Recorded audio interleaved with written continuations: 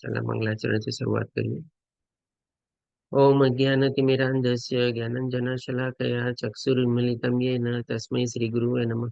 श्रीचैतन्यमनोभीष्टं स्थापितं येन भूतले स्वयं रूपं कदा मह्यं ददाति सपदान्तिकम्।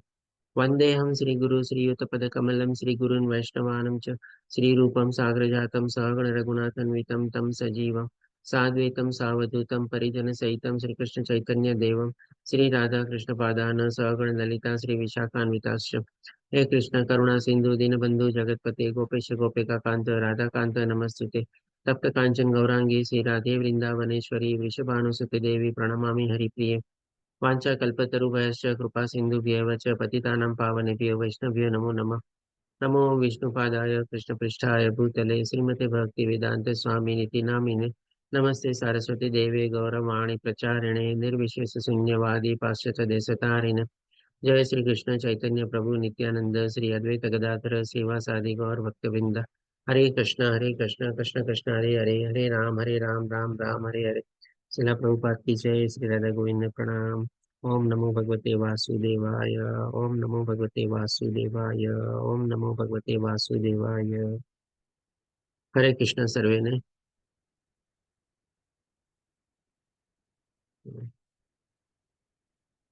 हरे कृष्ण लोपा माता जी। हरे कृष्ण तेजस प्रभु जी।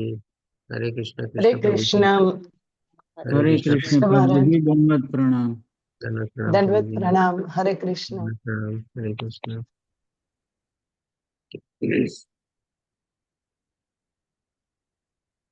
તો નમનિષ્ઠ દાસ પ્રભુજી દ્વારા આયોજિત અને એમના માર્ગદર્શન હેઠળ જે આપણે મંગલુરુ સ્થિત ઇસ્કોન મંદિરના પ્રમુખ છે અને હાલમાં બહુ સરસ નવા મંદિરનું નિર્માણ થયેલું છે મંગલુરુમાં, એનો પહેલો વર્ષનો આપણે બ્રહ્મોત્સવ ઉત્સવ પણ હમણાં જ આપણે ઉજવ્યો. આ જ અઠવાડિયામાં આપણે ઘણા લોકો યાત્રી લોકો એનો લાભ લીધેલો હશે તમારે. જે લોકો અલગ અલગ જગ્યાએથી ત્યાં મંગલુરુ પહોંચ્યા હતા અને પહેલા વર્ષની આપણે કહે ને કે સેલિબ્રેશન આપણે કરેલું હતું બ્રહ્મોત્સવ તરીકે. તો એવા શ્રીલા પ્રભુપાદની કૃપાથી, ભગવાન શ્રી કૃષ્ણના આશીર્વાદથી અને એમની કૃપાથી આપણે આ બધા અત્યારે લેવલ 2 માં આપણી આધ્યાત્મિક યાત્રા આપણે આગળ વધી રહ્યા છીએ. આપણે બધા લોકો અત્યારે લેવલ 1 કમ્પ્લીટ કરી લીધેલું છે અને આપણામાંથી ઘણા લોકો અત્યારે લેવલ 2 માં પણ કહીને રિપીટર તરીકે હશે અને ઘણા લોકો લેવલ 2 માં અત્યારે પ્રથમવાર જોડાયેલા હશે. તો આપણે જોઈએ અત્યારે લેવલ 2 માં આપણી સાથે અત્યારે પ્રથમવાર કોણ જોડાયેલું છે, જે આપણે પહેલી વાર મળેલા હોય. પ્લીઝ જરા એનો હેન્ડ રેઝ કરજો ને, જે પ્રથમ વાર હોય તમારે. હું તેજસ હું તેજસ હું પ્રભુજી, કૃષ્ણ આશ્રમ વૈદ્ય. હું કૃષ્ણ વૈદ્ય. જી માતાજી, આપનો સંક્ષિપ્તમાં પરિચય આપો ને. કૃષ્ણ માતાજી, વિડીયો ઓન કરો ને, સારું રહેશે. હા, હું કૃષ્ણ વૈદ્ય છું. અમદાવાદથી પ્રથમવાર જોડાવું છું. ઓકે, લેવલ 1 આપણે માતાજી ક્યારે ક્લિયર કર્યું? પહેલું લેવલ આશા માતાજી પાસે કર્યું મેં. અહીંયાથી જ મેંગલુરુ લિંક હતી મારી, મેંગલુરી મંદિર ઇસ્કોન માંથી. અચ્છા અચ્છા, સરસ માતાજી. અને કેટલી માતાજી માળા કરો છો અત્યારે? હું બને એટલી 8 કરવાની ટ્રાય કરું છું. સરસ માતાજી, ખૂબ ખૂબ ધન્યવાદ. જી તેજસ પ્રભુજી, વિડીયો ઓન કરીને થોડો સંક્ષિપ્તમાં આપનો બી પરિચય આપો ને. હરે કૃષ્ણ તેજસ પ્રભુજી. હરે કૃષ્ણ પ્રભુજી. હરે કૃષ્ણ. હા, મેં લેવલ 1 કમ્પ્લીટ કર્યું છે. આજથી લેવલ 2 માં જોડાણું છું પ્રભુજી. ઓકે, તો પ્રભુજી લેવલ 1 ક્યારે કમ્પ્લીટ કર્યું આપણે? એ હમણાં ગયા મહિને જ પ્રભુજી કમ્પ્લીટ થયું છે. 57 બેચ જે હતી એમાં. હા હા, બરાબર. ઓકે, કેટલા વાગ્યાનો બેચ હતો આપનો? મારો 8 વાગ્યાનો પ્રભુજી બેચ હતો સવારનો. સવારના 8 વાગ્યાનો. ઓકે, સવારે બરાબર. 8 વાગ્યા. ઓકે, સરસ પ્રભુજી. અને આનંદ સાગર પ્રભુજી. બરાબર. અને કેટલી માળા કરો છો પ્રભુજી? પ્રભુજી, હું 1 માળા કરું છું અત્યારે. હજી શરૂઆત છે મારી. ઓકે, બરાબર. સરસ પ્રભુજી, ખૂબ ખૂબ ધન્યવાદ અને અભિનંદન. આપને જોડાયેલા રહેજો અને ભગવાનને પ્રાર્થના કરી આપણી આધ્યાત્મિક યાત્રાઓ સરસ રીતે આગળ વધે. મારા વાઈફ છે એ એપ્રિલ થી જોડાયેલા છે. અત્યારે એમનું લેવલ 3 ચાલુ છે. અરે વાહ, બહુ સરસ. એમને જોઈને હું પણ જોડાઈ ગયો છું અરે પ્રભુજી. વાહ, એપ્રિલ મહિનાથી જોડાયેલા એટલે 5 મહિનામાં એમણે લેવલ 3 સુધી પહોંચી ગયા. તો હા, લેવલ 3 ચાલુ છે. પ્રભુજી તો માતાજી તમારા કરતા આગળ નીકળ્યા છે. તમે કેમ પાછળ રહી ગયા? તમે બી ચલો હા ઝડપ કરો, હવે ફટાફટ આગળ વધો તમે બી. હાજી, સરસ. હરે કૃષ્ણ પ્રભુજી. ચાલો, ખૂબ ખૂબ અભિનંદન આપને એવી શુભેચ્છા કે ભાઈ આપની યાત્રા બી માતાજી જેટલી જ આગળ વધે અને આપણને એટલી ધન્યવાદ, પ્રગતિ કરે. ધન્યવાદ.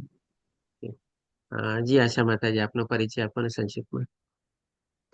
હા, હરે કૃષ્ણ, ધર્મ પ્રણામ પ્રભુજી. ધન્યવાદ, પ્રણામ માતાજી.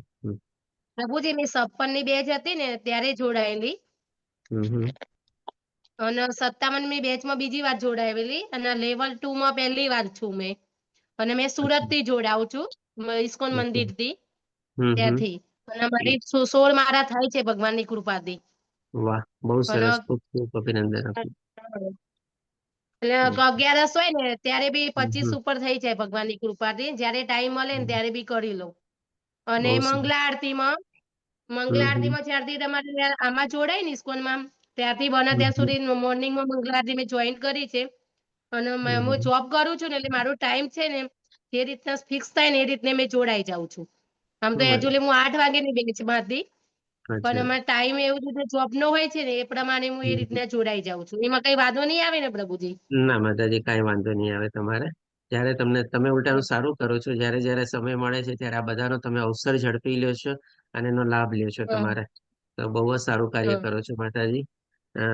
મને ખ્યાલ છે હમણાં જ આપણે ગયા મહિને જયારે 57 બેસ્યું ત્યારે કદાચ એમાં પણ લેવલ 1 માં 1-2 ક્લાસમાં આપ જોડાયેલા હતા, મને ખ્યાલ છે ત્યાં સુધી. હા, બે વખત ક્લાસમાં જોડાયેલી.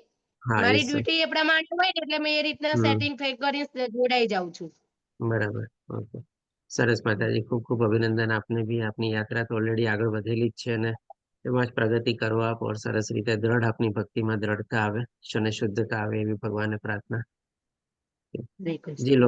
જી લોપા માતાજી, આપનો સંક્ષિપ્તમાં પરિચય આપો ને. હરે કૃષ્ણ હરે પ્રભુજી. કૃષ્ણ માતાજી. દંડવત પ્રણામ. દાનત પ્રણામ. હું સાવરકુંડલા થી છું, અમરેલી ડિસ્ટ્રિક્ટ સાવરકુંડલા થી. અને હું લેવલ 1 મેં 2 વખત કર્યું. એક જૂન બીજી જૂન અને 21 જુલાઈ બંનેમાં લેવલ 1 મેં જોઈન્ટ કર્યું હતું. અને હવે આ લેવલ 2 મારું ફર્સ્ટ ટાઈમ છે. સરસ માતાજી. અને કેટલી વાણા કરો છો? 8 તો મિનિમમ કરું જ છું, પણ કોશિશ કરું છું ક્યારેક 11, ક્યારેક 16 કરવાની. 11 હોય ત્યારે 16 કરવાની અને બાકી ટ્રાય કરું છું 11 કરું છું, 8 થી 11. સરસ માતાજી, ખૂબ અભિનંદન. જી ગીતા માતાજી, આપ અનમ્યુટ થઈને થોડું સંક્ષિપ્તમાં પરિચય આપો ને. હરે કૃષ્ણ પ્રભુજી, હું હરે સુરત થી કૃષ્ણ. છું. મેં લેવલ 1 2 વાર કર્યું છે. ગોપાલીની આનંદ પ્રદા માતાજી છે એમનાથી. અને દિવસની રોજ 16 માળા કરું છું. હમણાં ચાતુર્માસ ચાલે છે એટલે 21 માળા કરું છું. એકાદશી હોય ત્યારે 32 માળા કરું છું.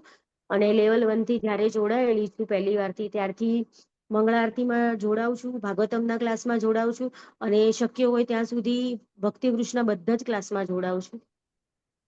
ખૂબ સરસ માતાજી, ખૂબ એકદમ વ્યવસ્થિત રીતે આપ આગળ વધી રહ્યા છો અને ભગવાનને એવી જ પ્રાર્થના કે આપની આ યાત્રાઓ સરસ રીતે સુખદાયક રીતે આપણે આગળ વધતા રહીએ અને આપણે શુદ્ધતા પ્રાપ્ત થાય આપણી ભક્તિમાં. હરે કૃષ્ણ માતાજી. જે આકૃતિ માતાજી, આપ અનમ્યુટ થઈને વિડીયો ઓન કરીને બોલો ને. હરે કૃષ્ણ આકૃતિ માતાજી.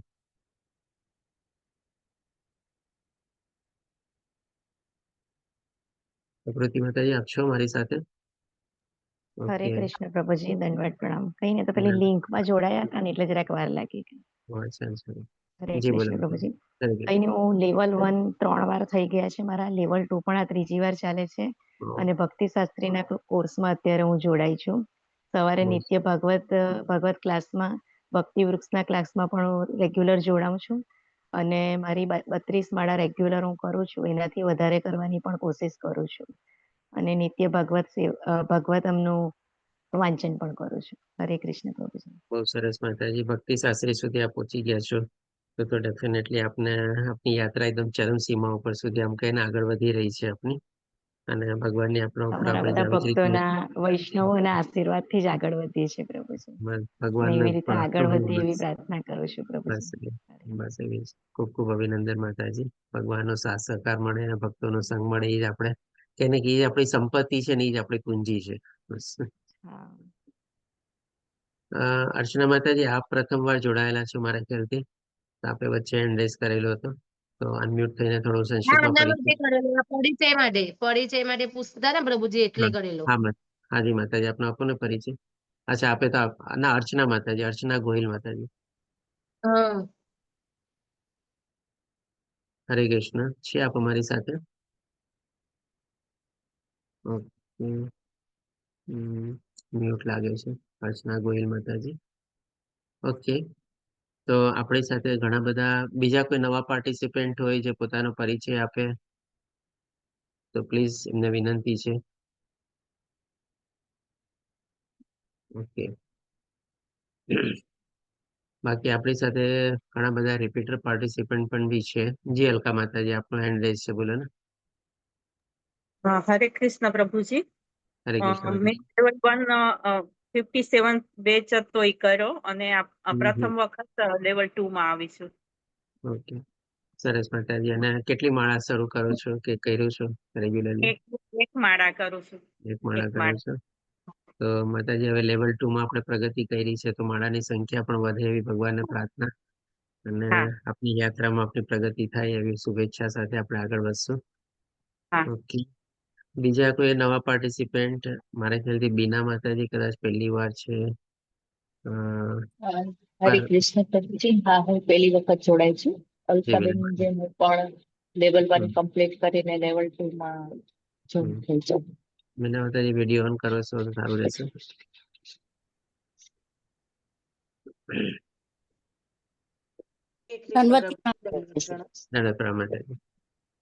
હું મોડાસાથી બોલું છું પ્રભુજી. અમે બંને પતિ પત્ની બંને બેઠા છીએ પ્રભુજીની માતાજી, અને તપ્ત કાંચન ગૌરાંગી માતાજીના મારફતે અમે જોડાયા છીએ, રાજકોટ વાળા. હરે કૃષ્ણ પ્રભુજી, દંડવત પ્રણામ. હરે કૃષ્ણ પ્રભુજી, દંડવત પ્રણામ. ખૂબ ખૂબ સરસ. સપ્તકંચન માતાજી અને મારા ખ્યાલથી આનંદ પ્રભુજી પણ આપણે પતિ પત્ની છે. હા, અને એ લોકો પણ અચ્છા અચ્છા, સરસ સરસ. એ લોકો પણ બહુ જૂના ભક્તો છે, તમારે ઘણા વખતથી જોડાયેલા છે અને હર વખતે રિપીટર તરીકે પણ જોઈન કરે છે. અને પ્રભુજી, આપણે અમારે ઓસ્ટ્રેલિયાથી પ્રભુજી છે એ ભાગવતમનો ક્લાસ આપે છે. દરરોજ સવારમાં પણ અમે બેસીએ છીએ. 7 વાગ્યા પછીનું હોય છે એટલે. ઓકે, સરસ. ઓસ્ટ્રેલિયામાં ક્યાંથી છો? અમે મોડાસા જ છીએ, પણ એ પ્રભુજી ઓસ્ટ્રેલિયાથી આપે છે ક્લાસ. ઓકે ઓકે ઓકે, બરોબર. હરીશ ગોપાલ પ્રભુજી, તપ્ત કંચન ગૌરાંગી માતાજી ને બધા બેસીએ છીએ અમે જોડે. બરાબર. અને પ્રભુજી, અમારે બે વચ્ચે એક મોબાઈલ હશે, ચાલશે ને? હા હા, એમાં કોઈ વાંધો નથી. એમાં કોઈ વાંધો નથી તમારે. હા હા. સાથે જોડાવશો અને પતિ પત્ની તરીકે સાથે જોડાવશો અને સહિયારો લાભ લ્યો છો, એ બહુ મોટી વાત છે. કેમ કે આપણે અહીંયા જોશો તો તમારે બધા મોસ્ટલી આપણને એકલા મળતા હોય છે. બહુ ઓછા આપણે કે ને કે સહિયારા રૂપમાં આપણને પતિ પત્નીના રૂપમાં આવા પાર્ટિસિપન્ટ બહુ ઓછા મળે છે. તો આપ તો ખૂબ ભાગ્યશાળી છો કે એકબીજાનો સાથ સહકાર આપની સાથે છે, અને એવી જ રીતે આપ આગળ વધો. ભગવાન એવી શુભેચ્છા. જે મનન પ્રભુજી અને તપ્તકંચન માતાજી પણ સાથે જોડાયેલા હોય છે હર વખતે. બીજા એક, હા, હરે કૃષ્ણ. હરે કૃષ્ણ, દંડવત પ્રણામ પ્રભુજી. ઓકે, ચાલો બીજા કોઈ નવા પાર્ટિસિપન્ટ કોઈ પોતાનું શોર્ટમાં ઇન્ટ્રોડક્શન આપી શકતા હોય તો આપો ને પ્લીઝ. જી પ્રવીણા માતાજી, બોલો. 7 માળા કરો છો. જી માતાજી, બોલો. હરે કૃષ્ણ પ્રભુજી. હરે કૃષ્ણ. હા, બસ મારાથી 7 જ માળા થાય છે પ્રભુજી. કોશિશ કરવી વધુ કરવાની, પણ થતી નથી. ચોક્કસ થશે. ભગવાનની ઉપર કૃપા થશે આપની ઉપર, અને આપની પણ યાત્રામાં આગળ વધશો આપ. અને બસ તમે મનમાં ઈચ્છા રાખો અને પ્રયત્ન કરો, ભગવાન તમારી આંગળી પકડશે. હરે કૃષ્ણ. હરે કૃષ્ણ. પ્રેરણા માતાજી. અને આપણી સાથે ઘણા બધા આપણા રિપીટર પાર્ટિસિપન્ટ પણ છે, જેમ કે રેખા માતાજી છે, આપણે અક્ષય પ્રભુજી છે, મોહનસિંહ પ્રભુજી છે, પછી આપણે હેમલતા માતાજી જૂના પાર્ટિસિપન્ટ છે, જિજ્ઞા માતાજી છે, દર્શના માતાજી છે, માતાજી, તપ્તકંચન માતાજી છે, રતિલાલ પ્રભુજી છે, અક્ષય પ્રભુજી, પછી આપણે પાયલ માતાજી, હરે કૃષ્ણ પ્રોચિંદન. હરે કૃષ્ણ. ઓકે, આ બધા આપણી સાથે જૂના પાર્ટિસિપન્ટ પણ છે, જેને કહે ને કે ભાઈ 1, 2, 3 વાર નહીં પણ એનાથી પણ વધારે કદાચ લેવલ 2 આગળ કરેલું હશે અને રિપીટર તરીકે જોડાયેલા છે. તો આ બધાને ખૂબ ખૂબ અભિનંદન અને ખૂબ ખૂબ શુભેચ્છા.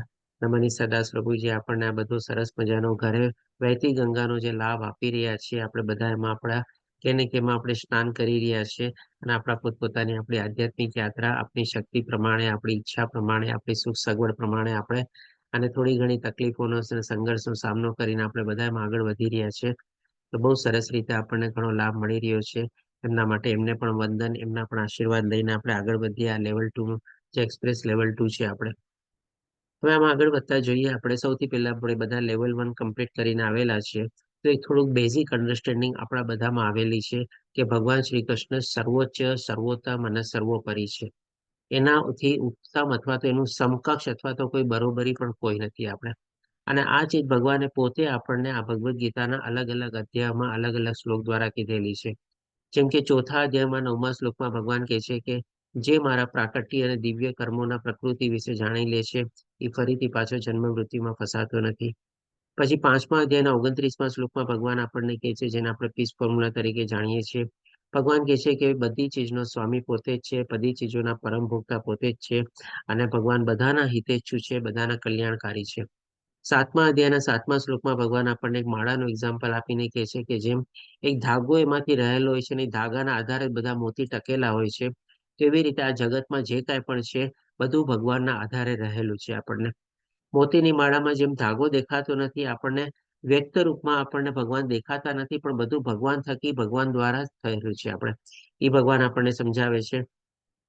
9મા અધ્યાયના 18મા શ્લોકમાં ભગવાન આપણને કહે છે કે ભાઈ હું જ બધી ચીજોનો આપણે સ્વામી છું, હું જ બધી ચીજોનો ધારણ કરતા, પોષણ કરતા, પાલન કરતા અને વિનાશ કરતા બી છું.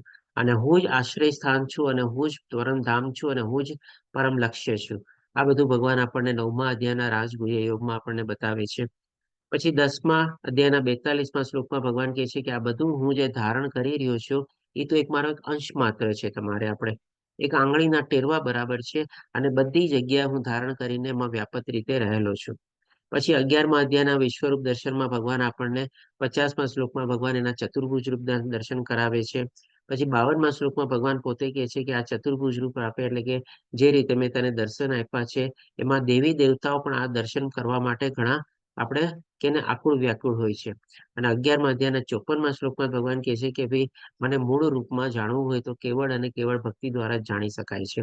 ભગવાનનું મૂળ રૂપ એટલે કે ભાઈ ભગવાનનું દ્વિભુજા શરીરધારી રૂપ, સરસ મજાનું મોર મુકુટધારું, મુરલીધારી, બંસીધારી, પિતાંબરધારી, એ ભગવાનનું મૂળ રૂપ છે આપણે. અને 15મા અધ્યાયના 15મા શ્લોકમાં ભગવાન કહે છે કે ભાઈ મારા વડે છે સ્મૃતિ, જ્ઞાન અને અસ્મૃતિ આવે છે. ભગવાન પોતે કહે છે એ શ્લોકમાં કે બધા વેદોનું સંકલન કરતા પણ હું જ છું અને બધાના વેદોનો આશ્રય એટલે કે ભાઈ એન્ડ રિઝલ્ટ એ જ છે કે ભાઈ ભગવાન શ્રી કૃષ્ણને જાણવા. એ પણ કેવી રીતે જાણવા તો કે ભાઈ સર્વોચ્ચ, સર્વોત્તમ અને સર્વોપરી તરીકે. અને 15મા અધ્યાયના 19મા શ્લોકમાં ભગવાન આપણને કહે છે પુરુષોત્તમ યોગમાં કે જે લોકો મને આવી રીતે સમજી જાય છે, મારું જ્ઞાન પ્રાપ્ત કરી લે છે અને મનમાં કોઈ ડાઉટ અથવા કિંતુ પરંતુ રહેતા નથી, તો ભગવાન કહે છે કે ભાઈ આપણે એ પરમધામને પામે છે. આ બધી ચીજો એ ભગવાને પોતાના મુખોથી આપણને કીધેલી છે. અને આ ઓલમોસ્ટ બધા શ્લોક આપણે ઇમ્પોર્ટન્ટ શ્લોક તરીકે લેવલ 1માં બધા આપણે કવર કરેલા હતા. તો આ એક બેઝિક અન્ડરસ્ટેન્ડિંગથી આપણે આગળ વધીએ હવે. અને આગળ વધ્યા પહેલા તમને ખ્યાલ હોય તો આપણે બધા પરિચયમાં બધાને થોડું ઘણું પૂછેલું હતું કે તમે કેટલી માળાની સંખ્યા કરો છો. તેના સંદર્ભમાં હવે જેમ કે આપણે અત્યારે લેવલ 1 કમ્પ્લીટ કરીને લેવલ 2માં આપણે આગળ વધી રહ્યા છીએ, આપણે આધ્યાત્મિક પ્રગતિ કરી રહ્યા છીએ. તો એમાં શું છે થોડા ઘણા આપણે નિયમો પણ આપણે પાળવાના હોય છે. અને નિયમો 2 પ્રકારના હોય છે. કોઈક ચીજો આપણે પાળવાની હોય છે અથવા શરૂ કરવાની હોય છે અથવા એમાં આગળ વધવાની હોય છે. અને કોઈક બીજા નિયમો એવા હોય છે કે જો આપણે એમાં આગળ વધેલા હોઈએ અથવા કરતા હોઈએ તો એમાં આપણે એને સ્ટોપ કરવાના છે અથવા તેમાં આપણે એને વંચિત કરવાના છે. તો સૌથી પહેલા આપણે જે નિયમોમાં આપણે કેને કે ભાઈ આગળ જરાય વધવાનું નથી અને જો આપણે હોઈએ એમાં તો પણ આપણે સંપૂર્ણ રીતે એને નાબૂદ કરવાના છે. તો કે ભાઈ 4 આપણા રેગ્યુલેટરી પ્રિન્સિપલ્સ તરીકે છે કે ભાઈ આપણે કેવળ અને કેવળ શાકાહાર ભોજન જ આપણે ગ્રહણ કરવું જોઈએ, એ પણ ભગવાનને ધરાવેલું પ્રસાદ તરીકે. માંસાહારનું સેવન નહીં કરવાનું આપણે.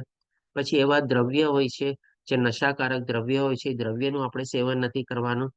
જુગાર આપણે નથી રમવાનું આપણે. એમાં આપણે કહી શકીએ કે શેર બજારના સટ્ટાબાજી બી બધું આવી ગયા તમારે. ખાલી જુગાર એટલે કે શ્રાવણ મહિનામાં 3 પત્તી રમાતો જુગાર નહીં, અથવા તો કેસીનોમાં જઈને રમીએ એ જુગાર નહીં, પણ આપણે ઘણા લોકો શેર બજારમાં બી સટ્ટાબાજી કરતા હોય તમારે, તો એ પણ એક જાતનો જુગાર જ છે. તો એ પણ આપણે ન કરવો જોઈએ તમારે.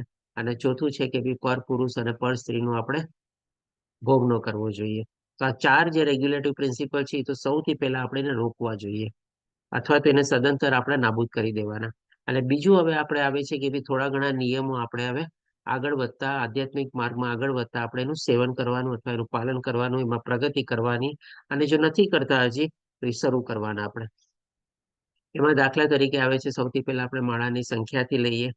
અત્યારે એક માળા તો આપણે કમ્પલસરી છે લેવલ 2 માં એન્ટ્રી કરવા માટે. તો આપણે માળાની સંખ્યા પણ 2, 4, 8, 16 સુધી થાય ત્યાં સુધી આપણે એનો આગળ વધવા માટે આપણે પ્રયાસ કરવાનો છે. આપણામાંથી ઘણા ભક્તો એવા છે કે જે કે ડેઈલી 32 માળા બી કરે છે તમારે. તો આપણે પણ એવી અવસ્થા સુધી પહોંચવા માટે આપણે પોતાને ઉત્સાહિત કરવાના છે, પ્રેરણા મેળવવાની છે આવા ભક્તોથી આપણે, અને એવી રીતે આપણે આગળ વધવાનું છે. બીજું શું છે કે ભાઈ સાધના ચાર્ટ એટલે કે સાધના ભક્તિના હિસાબે આપણે જેમ કે સવારના પોરમાં ઉઠીને મંગલા આરતીમાં ભાગ લેવાનો, ભગવાન માટે આપણે ભોગ બનાવવાનો, ભગવાનને આપણે ભોગ ધરાવેલો પ્રસાદ તરીકે ગ્રહણ કરવાનું, મંદિરે જવાનું, ત્યાં જઈને કઈ સેવા ને બધું આપવાનું, ભાગવતમના ક્લાસ એટેન્ડ કરવાના, એકાદશી ને બધા જે વાર તહેવારો આવે, હમણાં જેમ કે જન્માષ્ટમી આવશે તો એ બધા વાર તહેવારોને દિવસે આપણે ઉપવાસ રાખવાના, વધારે ને વધારે માળાની સંખ્યા કરવાની, વધારે ને વધારે મંદિરમાં જઈને અલગ અલગ દર્શનોનો લાભ લેવાનો, ત્યાં પણ સેવાનો લાભ લેવાનો. તો આ બધું શું છે આપણું સાધના ચાર્ટમાં આપણે આગળ વધવાની આપણી પ્રક્રિયા છે. કારણ કે આ ચીજ આપણે કરવી જરૂરી છે. કારણ કે 12મા અધ્યાયમાં ભગવાને ભક્તિ યોગમાં આપણને બતાવ્યું હતું ને, 6 અલગ અલગ લેવલ બતાવે છે. સૌથી પહેલું છે કે ભાઈ અનન્ય ભક્તિ. અનન્ય ભક્તિ આપણા માટે હજી સુધી એટલી ડિફિકલ્ટ લાગે તો પછી ભગવાને શું કીધું, સાધના ભક્તિમાં પ્રવૃત્ત થાવ. તો આ સાધના ચાર્ટ અથવા તો સાધના ભક્તિમાં બધા અલગ અલગ આપણે સ્ટેપ્સમાં અથવા તો અલગ અલગ પ્રક્રિયામાં આપણે આગળ વધવાનું છે. અને એના માટે એક આવો સરસ મજાનો એક આપણો ડેઈલી ચાર્ટ બનાવવાનો છે.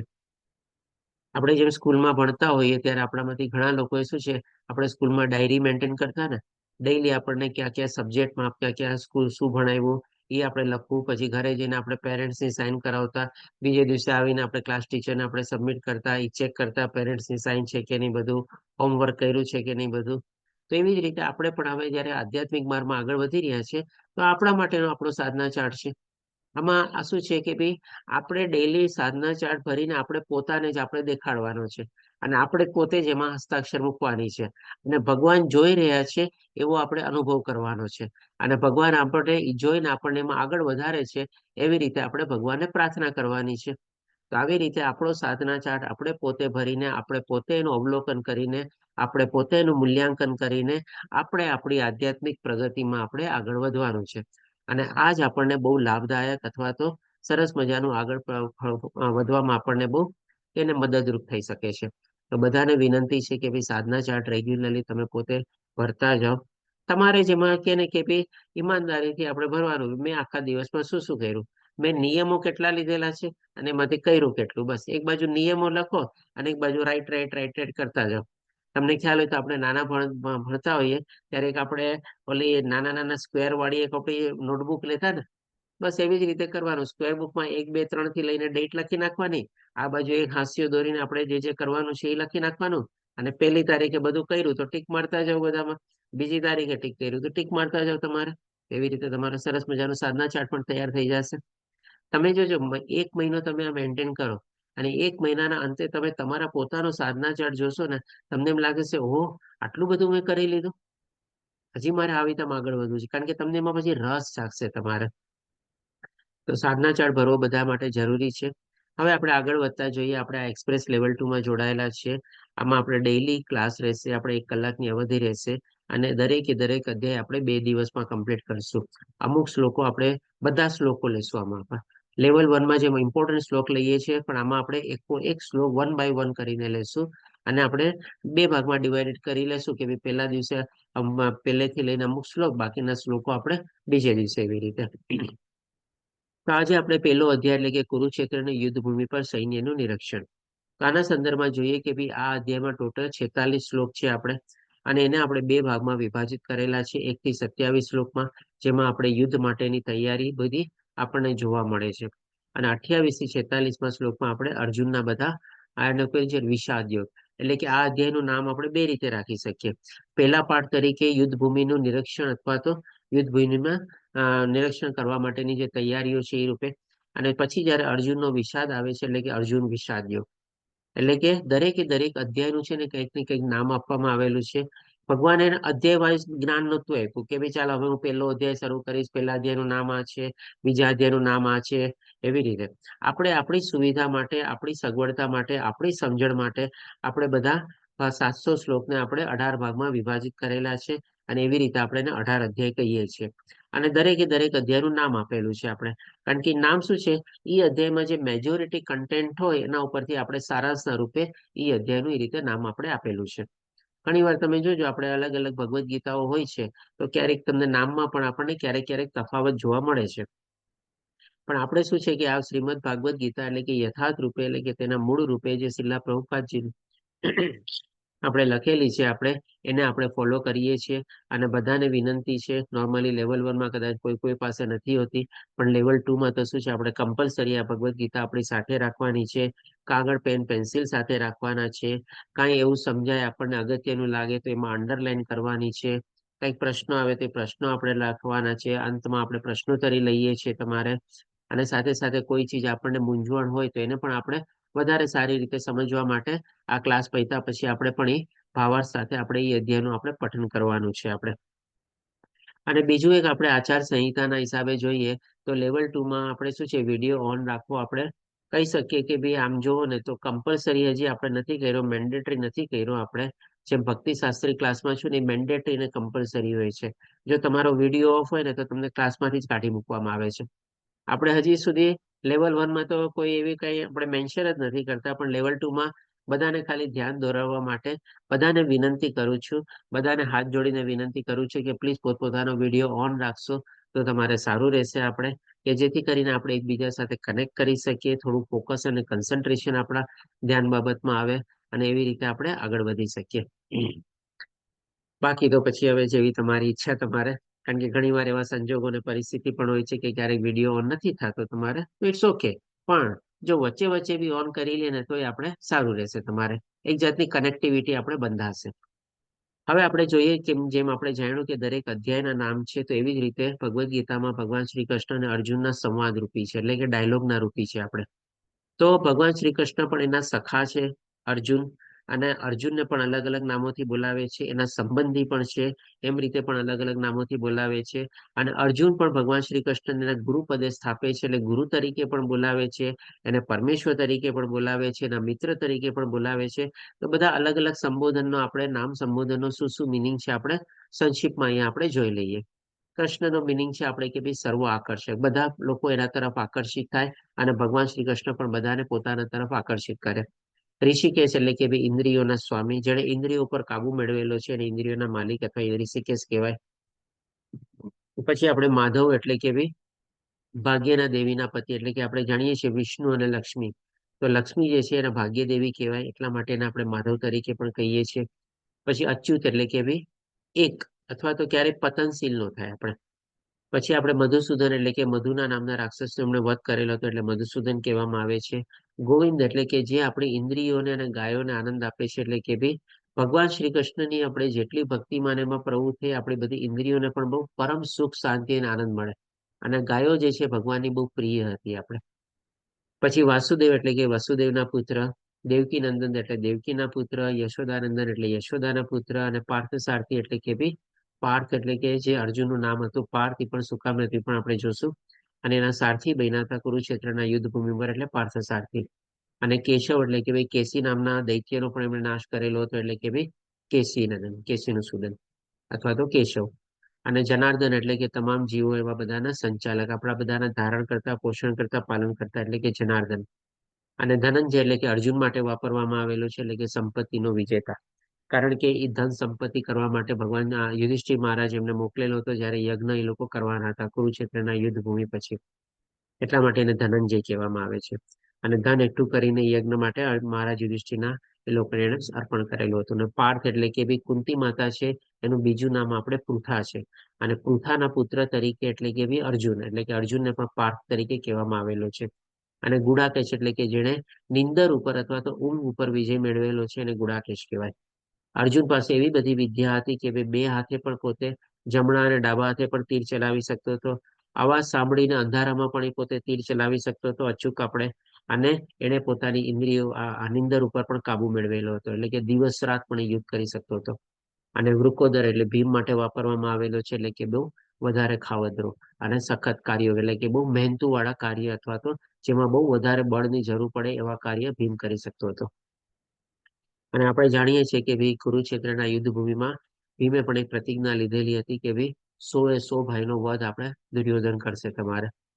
તો એ પણ ભીમે કરેલું હતું. હવે આપણે આગળ વધતા પેલા શ્લોકથી આપણે શરૂઆત કરીએ.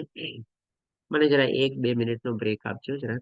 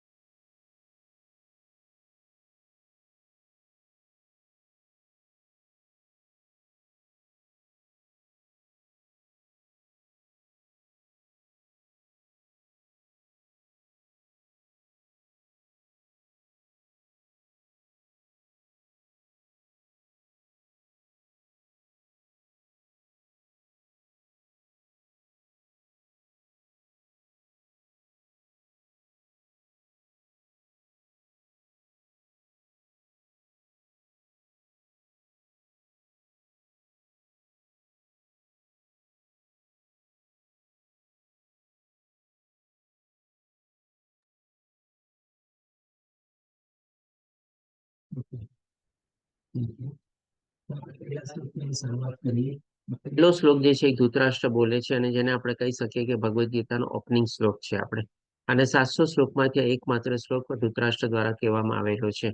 તો ધૃતરાષ્ટ્ર ઉવાચ ધર્મક્ષેત્રે કુરુક્ષેત્રે સમવેતા યુયોત્સવ મામકા પાંડવશ્ચૈવ કિમ કુર્વત સંજય. આપણે આ જ પેટર્નમાં ચાલશું. આપણે શ્લોકને પણ આપણે ગુજરાતીમાં ટ્રાન્સલેટ કરેલા છે સંસ્કૃતમાંથી આપણે, અને એની નીચે આપણે શબ્દાર્થ લીધેલા છે, એટલે કે બી સંસ્કૃત શબ્દ એનો આપણે નોર્મલ ગુજરાતી ભાષામાં શું અર્થ થાય છે એ પ્રમાણે આપણે લીધેલો છે. અને આ બધું આપણે ભગવદ્ ગીતા જે યથાર્થ રૂપે છે શ્રીલ પ્રભુપાદની એમાંથી જ આપણે આવેલા છે.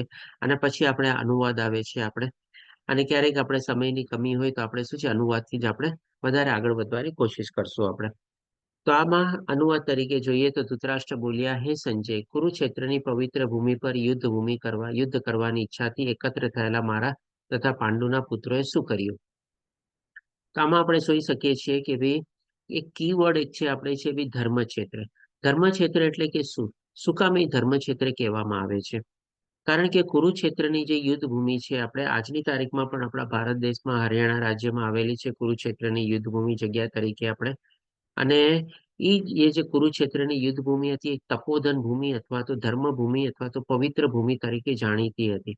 કારણ કે ત્યાં બધા દેવી દેવતાઓ પણ છે ને ત્યાં પુણ્ય એટલે કે તપ કરવા માટે આવેલા હતા. એટલા માટે એને તપોભૂમિ, પવિત્ર ભૂમિ અને ધર્મભૂમિ તરીકે આપણે ઓળખીએ છીએ. અને કુરુવંશના પણ ઘણા પૂર્વજ લોકોએ છે ને એ કુરુક્ષેત્રની ભૂમિ ઉપર તપ કરેલું હતું. અને એ તપ કરવાના પ્રતાપે કે ને કે પવિત્ર ભૂમિને એવું વરદાન પ્રાપ્ત કરેલું હતું કે ભવિષ્યમાં પણ જ્યારે કોઈ યુદ્ધ થશે તો એમાં ધર્મ અને અધર્મ વચ્ચે જો યુદ્ધ થશે તો એમાં હંમેશા ધર્મનો વિજય થશે અથવા તો ધર્મના પક્ષમાં એ રીતે આગળ વધશે એ લોકો. એવી ટાઈપનું એ પ્રમાણે વરદાન હતું. એટલા માટે અહીંયા ધૃતરાષ્ટ્ર જે છે એ કુરુક્ષેત્રને ધર્મક્ષેત્ર તરીકે વર્ણવે છે આપણે. અને પછી આપણને પ્રશ્ન થાય કે ભાઈ ધૃતરાષ્ટ્ર સંજયને કેમ પૂછે છે? તો આપણે જાણીએ છીએ કે ભાઈ ધૃતરાષ્ટ્ર શું છે જન્મથી જ આપણે આંધળા હતા. અને પુત્ર મોહમાં ઓર વધારે આંધળા થઈ ગયા હતા. ભૌતિક રીતે તો જન્મથી આંધળા હતા જ, પણ આંતરિક રૂપે પણ એ પુત્ર મોહના કારણે એ વધારે આંધળા થઈ ગયા હતા આપણે કહી શકીએ. અને એ સંજય જે છે સંજય એનો મંત્રી હતો અથવા તો એના સારથી પણ હતા, બંને હતા આપણે. અને સંજયને છે દિવ્ય ચક્ષુ પ્રદાન થયેલા હતા વેદ વ્યાસ મુનિ દ્વારા. હવે કેવી રીતે સંજયને બી દિવ્ય ચક્ષુ પ્રદાન થાય છે થોડું ઘણું આપણે એ પણ ડિસ્કસ કરીએ.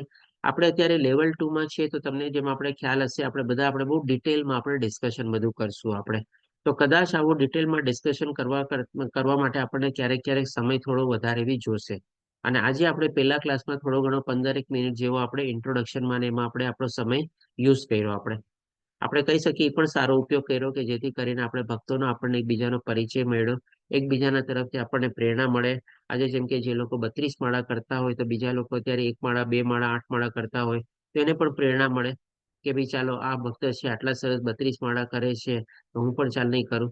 એટલા માટે આપણે પરિચયને પણ આપણે કહીએ ને કે આપણા સારા સમયનું આપણે ઇન્વેસ્ટમેન્ટ કર્યું છે. આપણે એમ નથી સમજવાનું કે ભાઈ ઘણી વાર આપણને લાગે પરિચયમાં શું કામ પ્રભુજી આ 15 મિનિટ વેસ્ટ કરી, એના કરતા સીધું આપણો ક્લાસ શરૂ કરી દીધો હતો. પણ એકચ્યુઅલી આ બધો પણ આપણને ઘણો ફાયદો થાય છે. ઇવન ઘણી વાર ભક્તોનો સાથે જોઈને, ભક્તોનું જે બધું પોતાની એક્ટિવિટી ને બધું જોઈને મને પણ છે ને ઘણી વાર પ્રેરણા મળે. અરે વાહ, આટલી સરસ રીતે પ્રગતિ કરી રહ્યા છે. આજે જેમ કે આપણી સાથે ઘણા લોકો સજોડે પણ જોડાયેલા છે, તો હું પણ મારી પત્નીને ક્યારેક ક્યારેક કહું કે ચાલો આપણે પણ ક્લાસ પર સાથે જોડાઈએ, સાથે જોઈએ આપણે, તો તું પણ એમાં કંઈક ને કંઈક આગળ વધ તમારે. તો આ રીતે એકબીજાને પ્રેરણા મળે, એમાં આપણે બીજાને કહી શકીએ તમારે. અને પતિ પત્નીનો જો સાથ સંગાત આધ્યાત્મિક માર્ગમાં મળી જાય ને, તો નથિંગ લાઈક ધેટ, તમારે બહુ જ સારી ચીજ છે. તો પછી હવે એવી જ રીતે આપણે એ બધે થોડોક લીધો, તો આજે કદાચ હોઈ શકે કે આપણે 1 કલાકની બદલે 1.25 કલાક અથવા તો એના કરતા પણ વધારે સમય લાગે. તો પ્લીઝ બધાને વિનંતી છે કે મારી સાથે જોડાયેલા રહેજો આપણે, અને આપણે એવી રીતે આપણે આગળ વધશું. તો આ રીતે ધર્મ ક્ષેત્રને પવિત્ર ભૂમિ અથવા તો પુણ્ય ભૂમિ કહેવામાં આવેલી છે. અને સંજયને કેવી રીતે દિવ્ય ચક્ષુ પ્રદાન થયા એ પણ આપણે જાણીએ, થોડું હિસ્ટોરિકલ બેકગ્રાઉન્ડ તરીકે લઈએ. તો જ્યારે કુરુક્ષેત્રનું યુદ્ધ એકદમ નિર્ધારિત થઈ ગયું હતું કે હવે યુદ્ધ ટાળવાના બીજા કોઈ ઉપાય નથી, અને હવે કે કે કમ્પલસરી હવે યુદ્ધ થવાનું છે, ત્યારે ધૃતરાષ્ટ્ર છે ને વેદ વ્યાસ મુનિને આમંત્રિત કરે છે. અને વેદ વ્યાસ મુનિને કહે છે કે તમે આ મને યુદ્ધનું ભવિષ્ય બતાવો. અને એ ભવિષ્ય ગાંધારી અને ધૃતરાષ્ટ્ર બંનેને જાણવાની બહુ ઈચ્છા થઈ છે. તો વેદ વ્યાસ મુનિ એ ભવિષ્ય બતાવે છે, અને ભવિષ્યમાં ચોખ્ખે ચોખ્ખું જ આમ કહી દે છે કે પાંડવોની તમારે જીત છે, અને કૌરવોનો આખા વંશનો આપણે વિનાશ થશે. હવે આ જાણવા હોવા છતાં એને યુદ્ધમાં શું થાય છે અને કેવી રીતે થાય છે એ જાણવાની ઈચ્છા હતી. હવે ત્યારે વેદ વ્યાસ મુનિ શું છે, ધૃતરાષ્ટ્ર ને દિવ્ય આંખોની કે છે, વિનંતી કરે છે આપવાની, પણ ધૃતરાષ્ટ્ર કે છે તમે આ દિવ્ય ચક્ષુ જે છે મારા મંત્રી અથવા તો સંજયને તમે એને પ્રદાન કરો. અને એના મુખેથી આંખે દેખ્યો અહેવાલ, એટલે કે લાઈવ ટેલિકાસ્ટ આપણે કહી શકીએ. સંજય હસ્તિનાપુરમાં બેઠા બેઠા કુરુક્ષેત્રની યુદ્ધ ભૂમિ ઉપર જે કંઈ થઈ રહેલું હતું એના પોતાના દિવ્ય ચક્ષુ દ્વારા પોતે આંખે દેખ્યો અહેવાલ જે છે એના મહારાજને સંભળાવવા માટે પોતે રેડી હોય છે. એટલા માટે અહીંયા ધૃતરાષ્ટ્ર જે છે આપણે સંજયને પૂછે છે કે ભાઈ પવિત્ર ભૂમિ ઉપર યુદ્ધ કરવાની ઈચ્છાથી એકત્ર થયેલા મારા તથા પાંડુ પુત્રે શું કર્યું. હવે ડેફિનેટલી જો આ પ્રશ્ન પણ અર્જુનના મનમાં શું કામે જાગે છે, કારણ કે ધૃતરાષ્ટ્ર પોતે જ કહે છે ને કે ભાઈ કોઈ યુદ્ધ કરવાની ઈચ્છાથી એકત્ર થયેલા છે, ભેગા થયેલા છે. હવે ત્યાં કઈ દાંડિયા રાસનો તો પ્રોગ્રામ નહોતો, ત્યાં કઈ એવો હાંડી ઉત્સવ તો નહોતો એ લોકો તમારે બીજી કોઈ એક્ટિવિટી કરવાના હોય, યુદ્ધ જ કરવાના હતા ને. તેમ છતાં પણ આ ધૃતરાષ્ટ્ર શું કામ પ્રશ્ન પૂછે છે તમારે, તો એની પાછળના પણ આપણે કારણ જાણવાની કોશિશ કરીએ. કારણ કે આ પહેલા શ્લોકમાં છે ને આપણે જો ગુહ્ય રીતે સમજીએ ને તો ઘણું બધી ચીજ સમાયેલી છે. આપણે આખા મહાભારતનું સર્જન કેવી રીતે થયેલું ને એ આપણને આ એક શ્લોક દ્વારા ઘણું બધું ક્લિયર થઈ જાય. અને આપણે કહી શકીએ કે ભાઈ સાચા પ્રોડ્યુસર અથવા નિર્માતા જો મહાભારતના યુદ્ધના હોય ને તો આ ધૃતરાષ્ટ્ર જ હતા તમારે. દુર્યોધન તો એક આપણે કહી શકીએ કે ભાઈ પડદાની આગળમાં તમારે સ્ટેજ ઉપર આપણે પોતાનો પાત્ર ભજવતો હતો, પણ આખા મહાભારત સુધી અને કેવી રીતે આખું કે મોટું યુદ્ધ સુધી ઘટના બની અને સુકામે યુદ્ધ અનિવાર્ય ન થયું અને કમ્પલસરી યુદ્ધ લડાવવું જ પડ્યું તમારે, એ બધા પાછળનું કારણ છે ને ધૃતરાષ્ટ્ર જ હતા તમારે. તો સૌથી પહેલા તો એના મનમાં શંકા હોય છે. શેની શંકા હોય છે કે ભાઈ આટલી પવિત્ર ભૂમિ, યુદ્ધ ભૂમિ ઉપર જયારે યુદ્ધ લડાવવા જાય છે, ભગવાન શ્રી કૃષ્ણની ત્યાં મોજૂદગી છે, તો કદાચ મારા પુત્રો એના પ્રભાવ હેઠળ નહીં આવી જાય ને, કદાચ એના ઉપર કોઈક એવી બીજી અસર તો નહીં થાય ને કે જેથી કરી લોકો યુદ્ધ કરવાનું માંડી વાળે તમારે. એટલે આવી મનમાં સૌથી પહેલા તો એના મનમાં એના ડાઉટ જાય છે તમારે. અને પછી ભયભીત શું કામે હોય છે, તો કે ભાઈ આની પહેલા પણ એવા ઘણા સંજોગો આવેલા હતા કે જ્યારે પાંડવ અને કૌરવ સામસામે આવી ગયા હતા, અને ત્યારે પણ કૌરવ લોકો તમારે ત્યારે પરાજિત થયા હતા.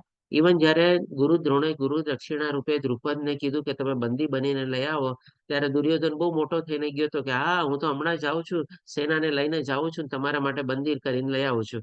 અને પરિણામ શું આવ્યું હતું? એ પોતે ત્યાં બંદી બની ગયો હતો. અને પાછી એને છોડાવવા માટે કોણ જાય છે? અર્જુન જાય છે તમારે. અને પછી અર્જુન દ્રૌપદને પણ બંદી બનાવીને લઈ આવે છે અને દુર્યોધનને પણ છોડાવે છે તમારે. તો આવા ઘણા બધા સંજોગો હતા કે જેમાં પાંડવો વધારે સર્વોપરી બધી રીતે થયેલા હતા. એટલા માટે એને હજી ડર હોય છે કે ભાઈ યુદ્ધ તો થશે, મારા પુત્રો જીતશે કે હારશે. અને ઓલરેડી એને ભવિષ્ય તો ખબર બી હતી તમારે કે શું થવાનું છે.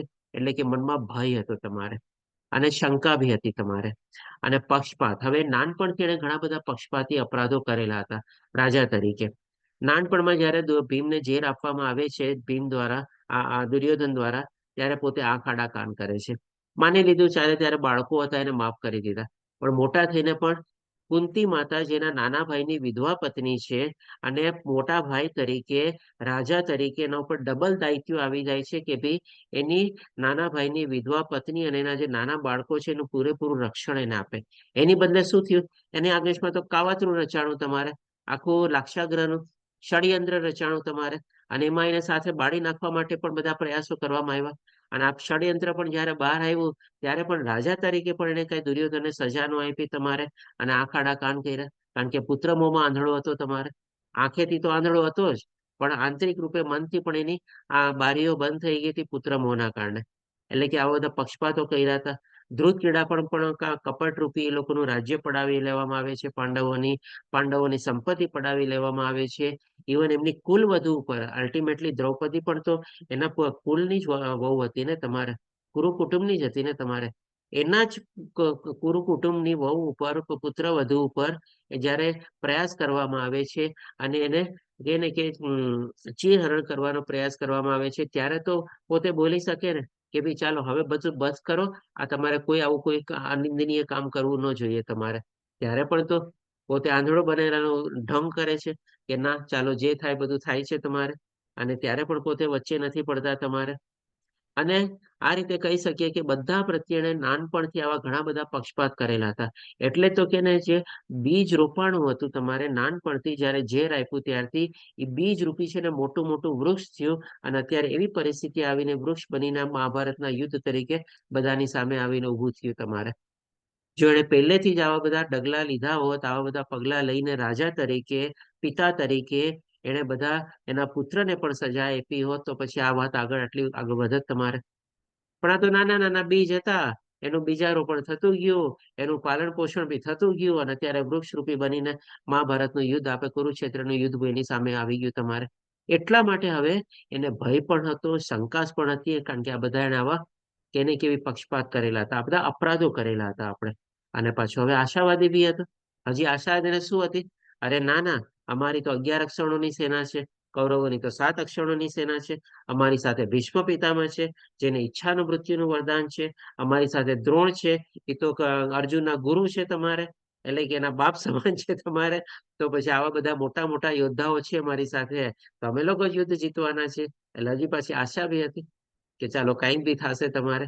એટલે કે આ બધા કારણસર છે ને એ તમે એના મુખ ઉપર બધું તમે જોઈ શકો છો આપણે અહીંયા કે કેટલો ચિંતાગ્રસ્ત છે, કેટલો સ્ટ્રેસ અને ટેન્શનમાં છે. તો આના સીધો પછી આપણે પણ શું શીખ લેવાની છે? આપણે પણ જે જીવનમાં ક્યારેક કોઈક એવું ખોટું કામ કર્યું હોય ને, અથવા તો આવી રીતે કોઈક આપણને ભય હોય, અથવા તો એવું કંઈક ખોટા કાર્યના લીધે આપણને મનમાં કોઈ એવા ડાઉટ હોય, શંકા હોય ને, આપણે પણ હંમેશા સ્ટ્રેસ, ટેન્શન અને ડિપ્રેશનમાં રહીએ છીએ આપણે. પણ જો ભગવાનના શરણે ગયા હોય, ભગવાનનો આશ્રય લીધેલો હોય કે ભગવાન જે થાય બધું તારી મરજીથી થાય છે, મારા પાપ કર્મ જો ભોગવી રહ્યો છું તમારે, તો પછી આવી રીતે આપણને છે ને કોઈ ડર ન રહે આપણે. તો આ પહેલા શ્લોકમાંથી જ ઘણી બધું આપણને શીખવા મળે છે, જાણવા મળે છે તમારે. હવે આપણે આગળ વધતા જોઈએ તો હવે સંજય કે છે, કારણ કે અર્જુન ધૃતરાષ્ટ્ર સંજયને પ્રશ્ન પૂછ્યો ને, એ લોકો ત્યાં ભેગા થઈને શું કરી રહ્યા છે, મારા પુત્રો અને પાંડવના પુત્રો.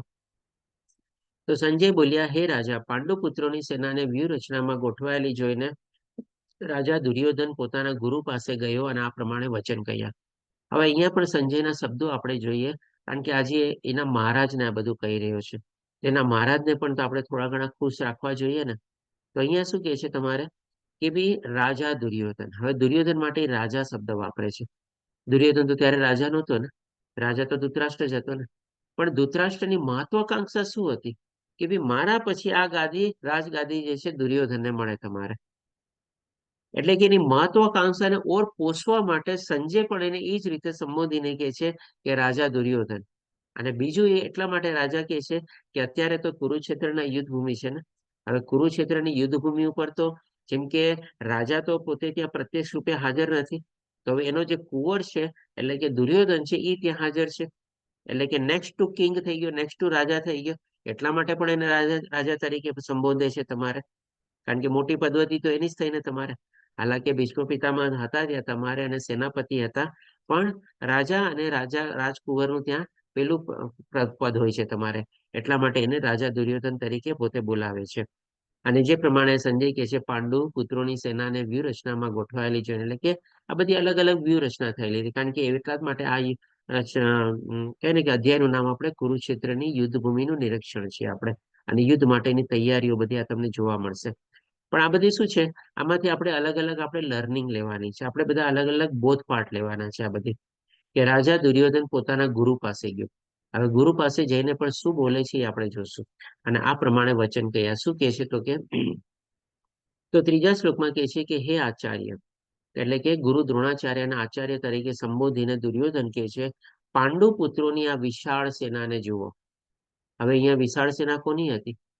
કમ્પેરેટિવલી વિશાળ સેના તો કૌરવોની હતી ને, કારણ કે 11 અક્ષણોની હતી અને પાંડવોની 7 અક્ષણોની હતી. તેમ છતાં પણ અહીંયા પોતે પાંડવોની સેનાને વિશાળ સેના તરીકે વર્ણવે છે તમારે. પછી શું કહે છે કે જેની વ્યૂહરચના એટલે કે એની ગોઠવણી અથવા તો મેનેજમેન્ટ ને બધું આપના બુદ્ધિમાન શિષ્ય. હવે એમના બુદ્ધિમાન શિષ્ય કોને કહે છે?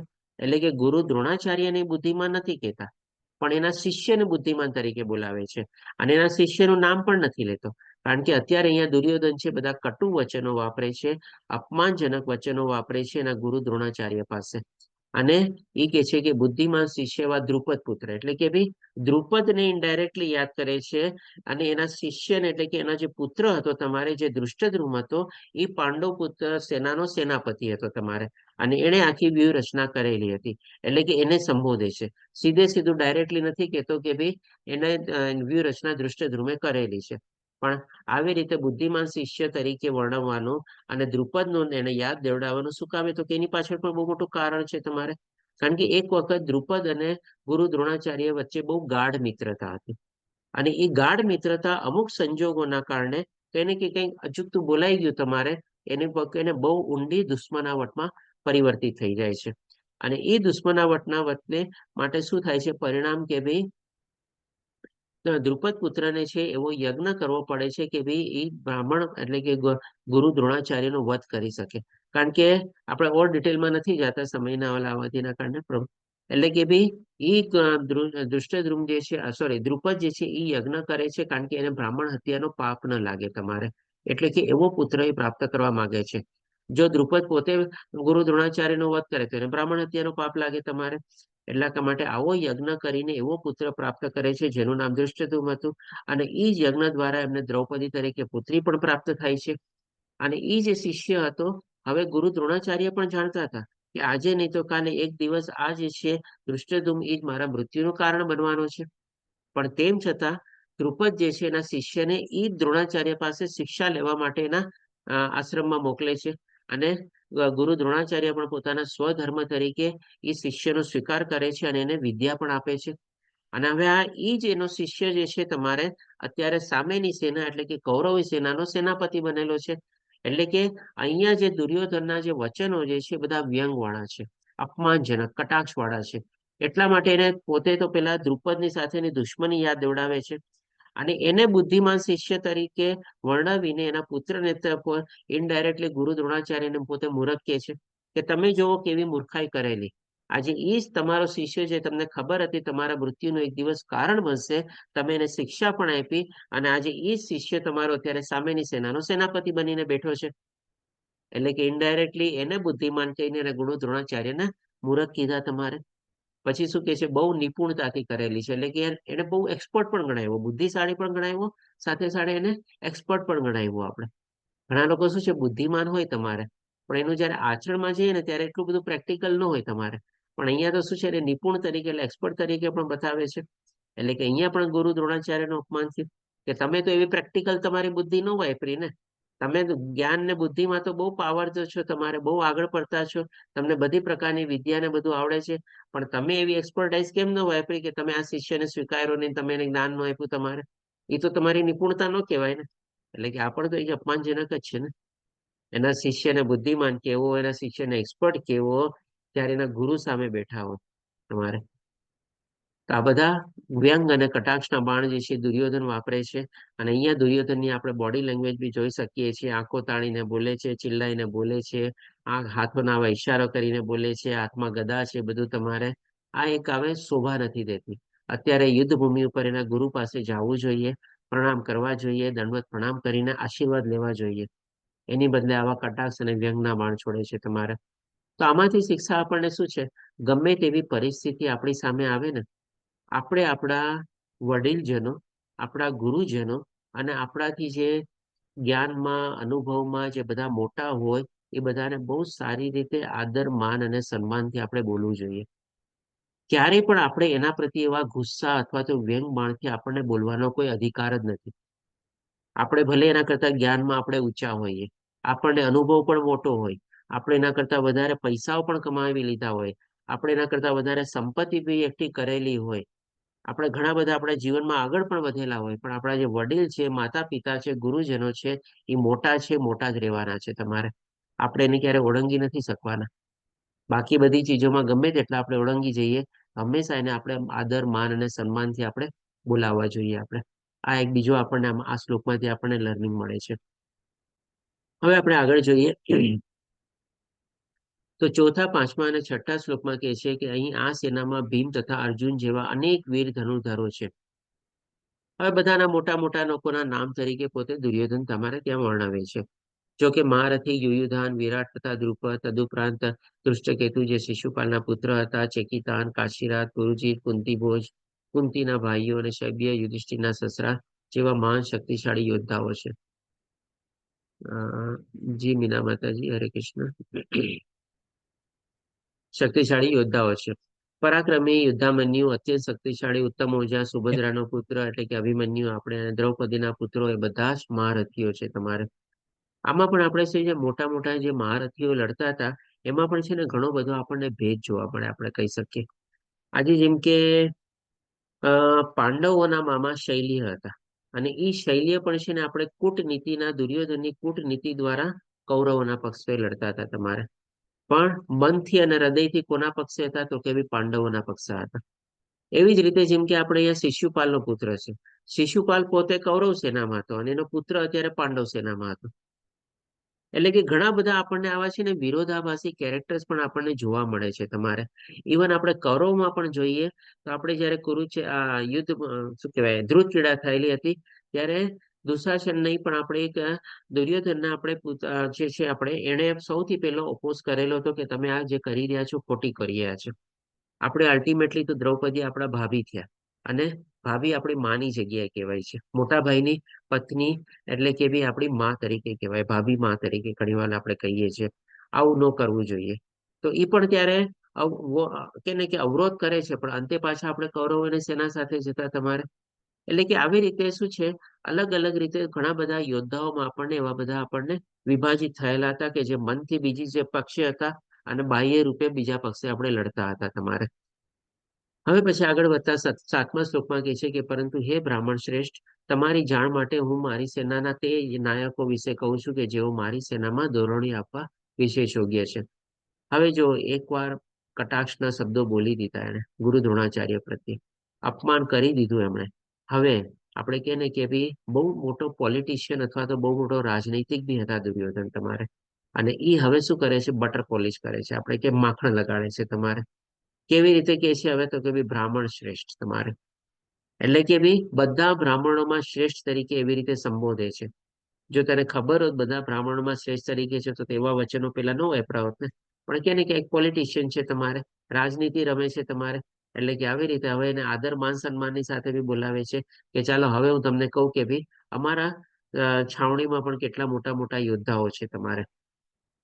હવે આઠમા શ્લોકમાં પોતે કહે છે કે મારી સેનામાં સ્વયં આપ એટલે કે ભાઈ ભીષ્મની પહેલા પોતે હવે દ્રોણાચાર્યને મૂકે છે.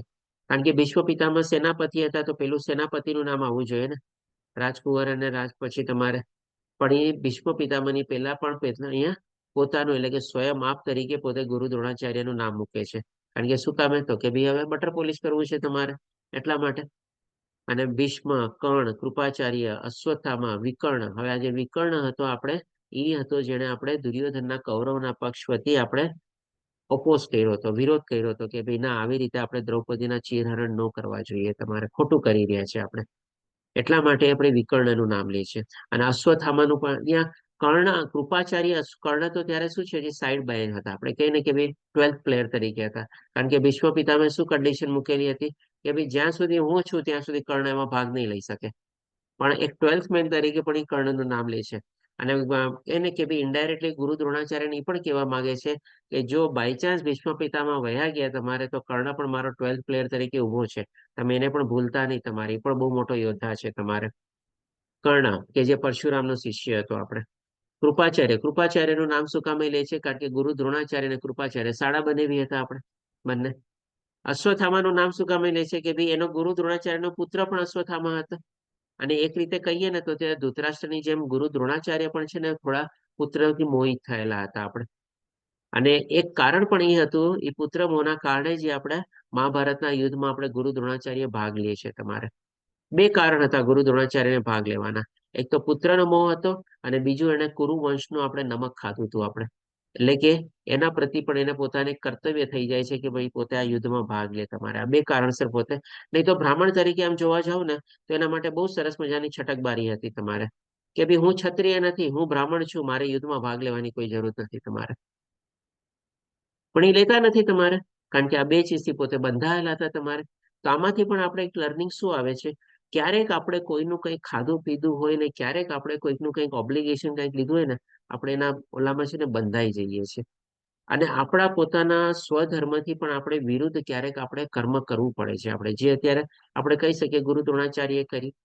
એટલે કે છે ને બને ત્યાં સુધી આપણે કોઈના એવા આપણે બોજ નીચે આવવાનું નહીં, અથવા તો એવા કાર્યથી આપણે બંધાઈ નહીં જવાનું, અથવા ઋણથી બંધાઈ નહીં જવાનું કે જે આપણને એક દિવસ આપણા માટે જ બંધન કરતા થાય, અથવા તો આપણને વિપરીત માર્ગ કરવા અથવા તો વિપરીત કર્મ કરવા માટે આપણને પ્રેરણા આપે.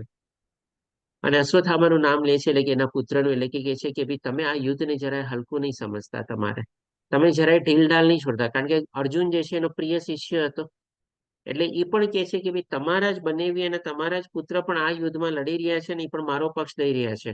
તો તમારા માટે પણ અમારા પક્ષ વતી પૂરેપૂરા કેને કે ભાઈ દ્રઢતાથી અને તમારે એમાં સંકલ્પ લઈને આપણે લડવાનું છે અને અમારો સાથ આપવાનો છે. તમારે આમાં કોઈ તમારા સામેવાળા પ્રિય શિષ્ય તમારે એના માટે કોઈ તમારે ઢીલઢાલ નથી છોડવાની તમારે. તથા સોમદત્તના પુત્ર ભૂરિશ્રવા જેવા મહાપુરુષો છે કે જેઓ યુદ્ધમાં હંમેશા વિજય રહ્યા છે. આ રીતે બધા મોટા મોટા યોદ્ધાઓના નામ લે છે તમારે. હવે આગળ 9મા શ્લોકમાં કહે છે કે એવા અનેક વીરો પણ છે કે જેઓ મારા માટે પોતાનું જીવન તજવા તત્પર છે. તેઓ વિવિધ પ્રકારના શસ્ત્રોથી સુસજ્જ છે અને યુદ્ધ વિદ્યામાં નિષ્ણાત છે. એટલે કે ડેફિનેટલી યુદ્ધમાં આવેલા છે તો બધા એક્સપર્ટ જ હતા તમારે, મોટા મોટા યોદ્ધાઓ બધી હતા, બધા પોતપોતાની અલગ અલગ કલાઓ જાણતા હતા, વિદ્યાઓ જાણતા હતા, શસ્ત્ર વિદ્યા, ગદા વિદ્યા કે જે કાંઈ પણ પોતે શસ્ત્રથી લડતા હોય એ પ્રમાણે. અને પણ આ એક શ્લોકમાં શું છે, એક મહત્વની ચીજ છે કે ભાઈ આ અર્જુન, દુર્યોધન જે છે જે શબ્દો વાપરે છે આપણે એક રીતે કહી શકીએ નેગેટિવ શબ્દો વાપરે છે પોતાના જીત માટે છે. એ શું કહે છે કે ભાઈ મારા માટે પોતાનું જીવન તજવા તત્પર છે. હવે જો યુદ્ધમાં જીતવું હોય આપણે તો યુદ્ધ આપણે લડીને જીતાય, નહીં કે ભાઈ આપણો જીવ આપીને જીવાય. અહીંયા દુર્યોધન શું શબ્દ વાપરે છે કે ભાઈ મારા માટે જ પોતાનું જીવન, એટલે કે બધા યોદ્ધાઓ અહીંયા મરવા માટે રેડી છે. અરે ભાઈ જો બધા યોદ્ધાઓ મરવા માટે રેડી છે વાત સાંભળી લીધી બરાબર છે, પણ એ લોકો જો મરી જશે તો કઈ તારું જીત થવાની છે? તારી જીત તો થવાની નથી તમારે. તો તું જીતીશ ક્યારે? જયારે આ બધા યુદ્ધ લડશે અને તમારે એની સામે ઉભા રહેશે અને વિજય પામશે ત્યારે. એટલે કે આ કે ને કે આમાં પણ એક આપણે થોડીક આપણે લર્નિંગ એ રીતે આવે છે કે ઘણીવાર આપણે શું છે જે નો ચાહતા હોય ને એ આપણે બોલીએ છીએ તમારે. બહુ આપણે કોમન લેંગ્વેજ યુઝ કરીએ છીએ. દાખલા તરીકે આપણે લઈએ, માની લો આપણે આપણું નાનું બાળક હોય અને બહાર રમવા જતું હોય તમારે, અને કે મમ્મી હું બહાર પાર્કમાં રમવા જાઉં છું, ત્યારે માતા ઘણી વાર શું કે ધ્યાનથી રમજે, પગ નહીં તોડી આવતો, લોહી નહીં કાઢી આવતો, ક્યાંય વગાડતો નહીં. આવું બધું કહેવાની શું જરૂર હોય આપણે? માતા ચાહતી ન હોય કે ભઈ પડે, એનો પગ ભાંગે, લોહી નીકળે, પણ માતા બોલે છે શું તમારે? તો આવી જ રીતે અહીંયા પણ છે ઈ જ દુર્યોધન બોલે છે કે ભાઈ આ લોકો બધા તો જીવ તજવા માટે રેડી છે તમારે. એટલે કે ન ચાહતા હોઈએ એવું ક્યારે આપણે વિચારવાનું નહીં, બોલવાનું પણ નહીં આપણે. ઉલટાનું પોઝિટિવ બોલવાનું કે હા આરામથી રમીને આવજે, એન્જોય કરીને આવજે, બસ. હવે પછી 10મા શ્લોકમાં કહે છે આપણું સૈન્ય બળ અમાપ છે અને આપણે સૌ પિતામહ ભીષ્મ દ્વારા પૂર્ણપણે રક્ષાયેલા છે. હવે જો અક્ષરોની સેના હિસાબે આપણે ક્વોન્ટિટી માપવા જઈએ તો 11 અક્ષરોની સેના આપણે માપી શકીએ તમારે. એની પણ એક આખી સંખ્યા હોય છે બધું તમારે. પણ અહીંયા દુર્યોધન શું કહે છે ને અમાપ તરીકે વર્ણવે છે, એટલે માપી ન શકાય એવી રીતે વર્ણવે છે. એની પાછળનું કારણ શું આપે છે તો કે ભાઈ ભીષ્મ પિતામહ દ્વારા પૂર્ણપણે રક્ષાયેલી છે. કારણ કે ભીષ્મ પિતામહને ઈચ્છા મૃત્યુનું વરદાન હતા.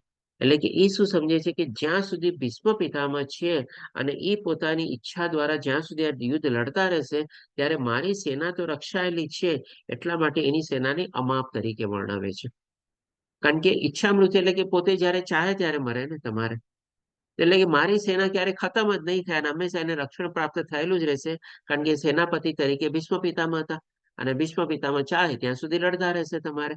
એટલા માટે પોતાની સેનાને અમાપ તરીકે વર્ણવે છે. અને જ્યારે પાંડવોની સૈન્ય પણ ભીમ દ્વારા સારી રીતે રક્ષાયેલું હોવા છતાં તે સીમિત છે. હવે અહીંયા જે આપણે જાણીએ છીએ કે ભાઈ અર્જુન દુર્યોધન જે છે એનો સૌથી મોટો જો આપણે કહીએ ને કે એને જો ભય હતો ને તો દુર્યોધનથી હતો અને સોરી દુર્યોધનને ભય હતો આપણે અર્જુનથી અને ભીમથી તમારે.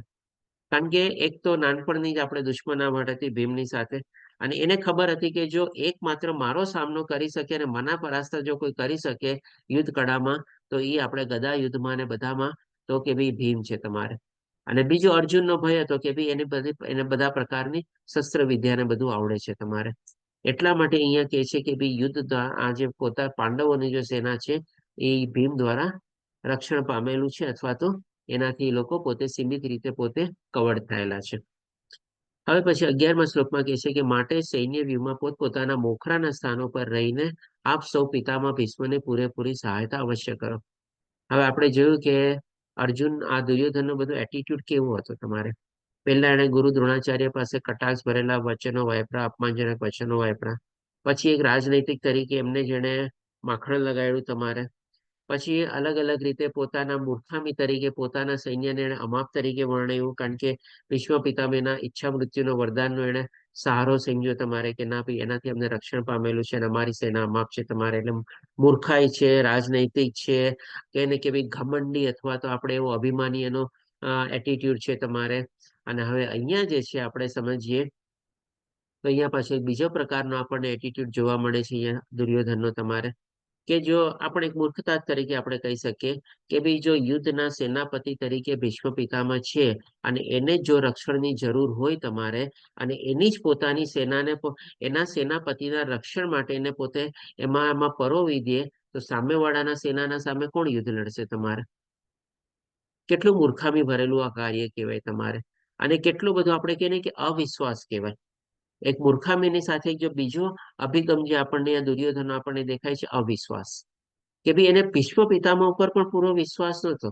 એટલે કે આજુબાજુ એને ઘેરીને વળી રહે કે જેથી કરીને રક્ષણનું બહાનું આપે છે પણ ક્યાંય ભીષ્મ પિતામહ અચૂક ન કરે અથવા તો ક્યાંક પાછા પાંડવોના પક્ષે ન લડે એવો પણ એને કે ભાઈ એવો શંકા હોય છે તમને. હવે આના સંદર્ભમાં પણ આપણે એક સરસ મજાની આપણે લર્નિંગ લઈ શકીએ. જેના ઉપર આપણે જો કોઈના પ્રત્યે આપણે શંકા રીતે આપણે જોઈએ ને તમારે તો એ ક્યારેક આપણી ઈચ્છા છે ને પરિપૂર્તિ નથી થતી. આજે એને સેનાપતિ તરીકે નિયુક્ત કરેલા છે ભીષ્મ પિતામહને, તેમાં પૂરેપૂરી એની કે ભાઈ વિશ્વાસ હોવો જોઈએ કે ના ભાઈ ભીષ્મ પિતામહ મારા પક્ષે લડે છે, મારા યુદ્ધના સેનાપતિ છે અને મારા કલ્યાણકારી છે તમારે. પણ એમાં પણ એને ડાઉટ હતો તમારે. એટલા જ માટે તો અહીંયા કે છે કે તમે ભીષ્મ પિતામહની જઈને રક્ષા કરો, એની સહાય કરો તમારે.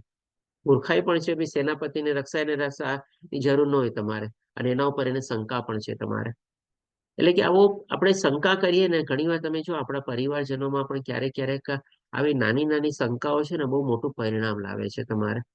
તો આ પણ એક જાતની આપણા માટે લર્નિંગ છે આપણે આ બધી ચીજોની. આપણા પોતાના આપ્તજનો ઉપર આપણા પોતાના જે કરીબી હોય ને એના ઉપર આપણે જો વિશ્વાસ રાખવો હોય ને તો પૂરો વિશ્વાસ રાખવાનો. પણ એના ઉપર ક્યારેક આપણે આવી દુવિધા રીતે એટલે કે શંકાસ્પદ રીતે આપણે જોવું ન જોઈએ. હવે પછી કે છે 12મા શ્લોકમાં કે ત્યારે કુરુવંશના મહાપ્રતાપી વયોવૃદ્ધ વડીલ પિતામહ ભીષ્મ સિંહની ગર્જના જેવો ઘોષ કરનારો પોતાનો શંખ ફૂંકીને ઉચ્ચ સ્વરે શંખનાદ કર્યો, જેનાથી દુર્યોધન બહુ હર્ષ પામ્યો. ટાઈમ થઈ ગયો છે, પણ બધાને પ્લીઝ મેં જેમ પહેલા વિનંતી કરી, મારી સાથે લગભગ હજી 10 થી 12 મિનિટ જોડાયેલા રહેજો. આપણે હજી લગભગ 15 શ્લોક કવર કરવાના છે, તો આપણે એ કવર કરશું. આપણે આપ છો ને બધા અમારી સાથે? આપનું છે ને મને સાથ સહકાર? શું કહે છે આ બધા?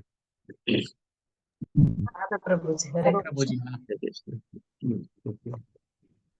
હા પ્રભુજી, તમે છીએ તમારી સાથે. હા પ્રભુજી છીએ. ધન્યવાદ. ચાલો.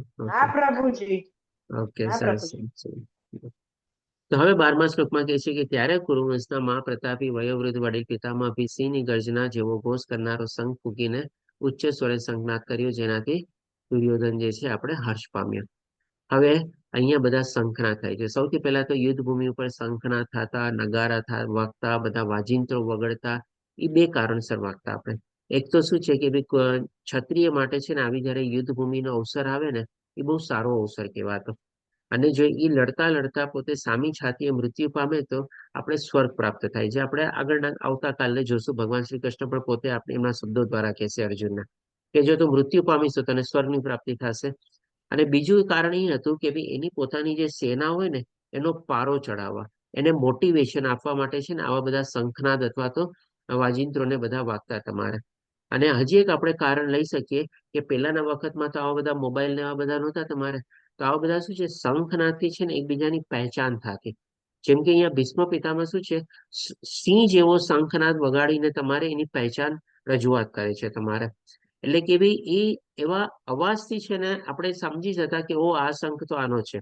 જેમ કે તમને ખ્યાલ હોય તો કુરુક્ષેત્રની યુદ્ધ ભૂમિ ઉપર જયારે શું કહેવાય ભગવાન શ્રી કૃષ્ણ અને અર્જુનનો શંખ વાગે છે ને, દ્રૌપદી અને વા કુંતી માતા તરત એને પારખી લે છે કે આ શંખ છે આ ભગવાન શ્રી કૃષ્ણનો શંખ વાગ્યો છે. આ શંખનાદ જે છે અર્જુનનો શંખનાદ છે. એટલે કે એક પહેચાન હતી તમારે. અને એમાં પણ એ લોકો શું છે અલગ અલગ પ્રકારના અવાજો કાઢતા તમારે. એ અવાજો કાઢીને શું છે એની ટુકડીને છે ને એ લોકો માર્ગદર્શન આપતા કે ચાલો હવે તમારે આ વ્યૂહરચના કરવાની છે, હવે આના ઉપર પેલા આક્રમણ કરવાનું છે, આવી રીતે તમારે ગોઠવાઈ જવાનું છે. તો આવી રીતે બધા એ પર્પઝથી લોકો શંખ ફૂંકતા. એટલે આવા 2-3 કારણો હતા કે જે બધા શંખ ફૂંકાતા, અલગ અલગ વાજિંત્રો અને નગારા બધા વાગતા તમારે. તો આવી રીતે અહીંયા સિંહની ગર્જનાનો ભીષ્મ પિતામહ શંખ કરે છે, કારણ કે સિંહ શું છે જંગલનો રાજા હોય છે. અને સિંહ જયારે ગર્જના કરે ને ત્યારે બધા શું છે ભાગી જાય તમારે, બધા લોકો ડરી જાય તમારે. કોણ લોકો ડરે? જેનાથી કમજોર હોય તમારે. પણ જેનો સામનો કરી શકતા હોય એ બધા ડરે નહીં તમારે. તો પાંડવ લોકો શું છે એની સાથે તો ભગવાન શ્રી કૃષ્ણ હતા, એના ઉપર આવી કોઈ અસર થતી નથી તમારે. પણ આપણે કહી શકીએ કે કૌરવના સેનામાં ખાલી દુર્યોધનને સાંત્વના આપવા માટે ભીષ્મ પિતામહ આવો સિંહનો શંખનાદ કરે છે કે જેને થોડું સાંત્વના મળે. 13મા શ્લોકમાં કહે છે કે ત્યાર પછી શંખ, નગારા, તુરાઈ અને રણશિંગા સહસા એક સાથે વાગવા લાગ્યા, જેનો સંકુચિત વાગઘોષ બહુ ઘોંઘાટ પડ્યો હતો. તો આ પ્રમાણે આપણે સમજ્યા કે ભાઈ બધા શું કામે શંખનાદ અને બધા વાજિંત્રો અને નગારા ને બધા વાગતા, આ બધા 2-3 કારણોસર એ બધા વાગતા તમારે. હવે 14મા શ્લોકમાં કહે છે બીજી બાજુ અર્થાત સામા પક્ષ એટલે કે પાંડવોના પક્ષમાં શ્વેત અશ્વધાર એટલે કે 4 રથ ઘોડાવાળો રથ હતો અર્જુનનો, અને એ રથને હાંકરી રહ્યા હતા આપણે ભગવાન શ્રી કૃષ્ણના સારથી બનેલા હતા. વિશાળ રથમાં બિરાજમાન ભગવાન શ્રી કૃષ્ણ અને અર્જુને પોતપોતાના દિવ્ય શંખો ફૂંક્યા. હવે ક્યાં દિવ્ય શંખો ફૂંક્યા એ પણ આપણે કહેવામાં આવેલું છે. તો ભગવાન શ્રી કૃષ્ણ પાંચજન્ય નામનો શંખ ફૂંક્યો. આની પાછળની પણ આપણે એક આખી કથા છે કે ભગવાન શ્રી કૃષ્ણ પાસે આ પાંચજન્ય શંખ કેવી રીતે આવેલો હતો. અત્યારે આપણી પાસે સમય ઓછો છે, પછી ક્યારેક લઈશું આપણે.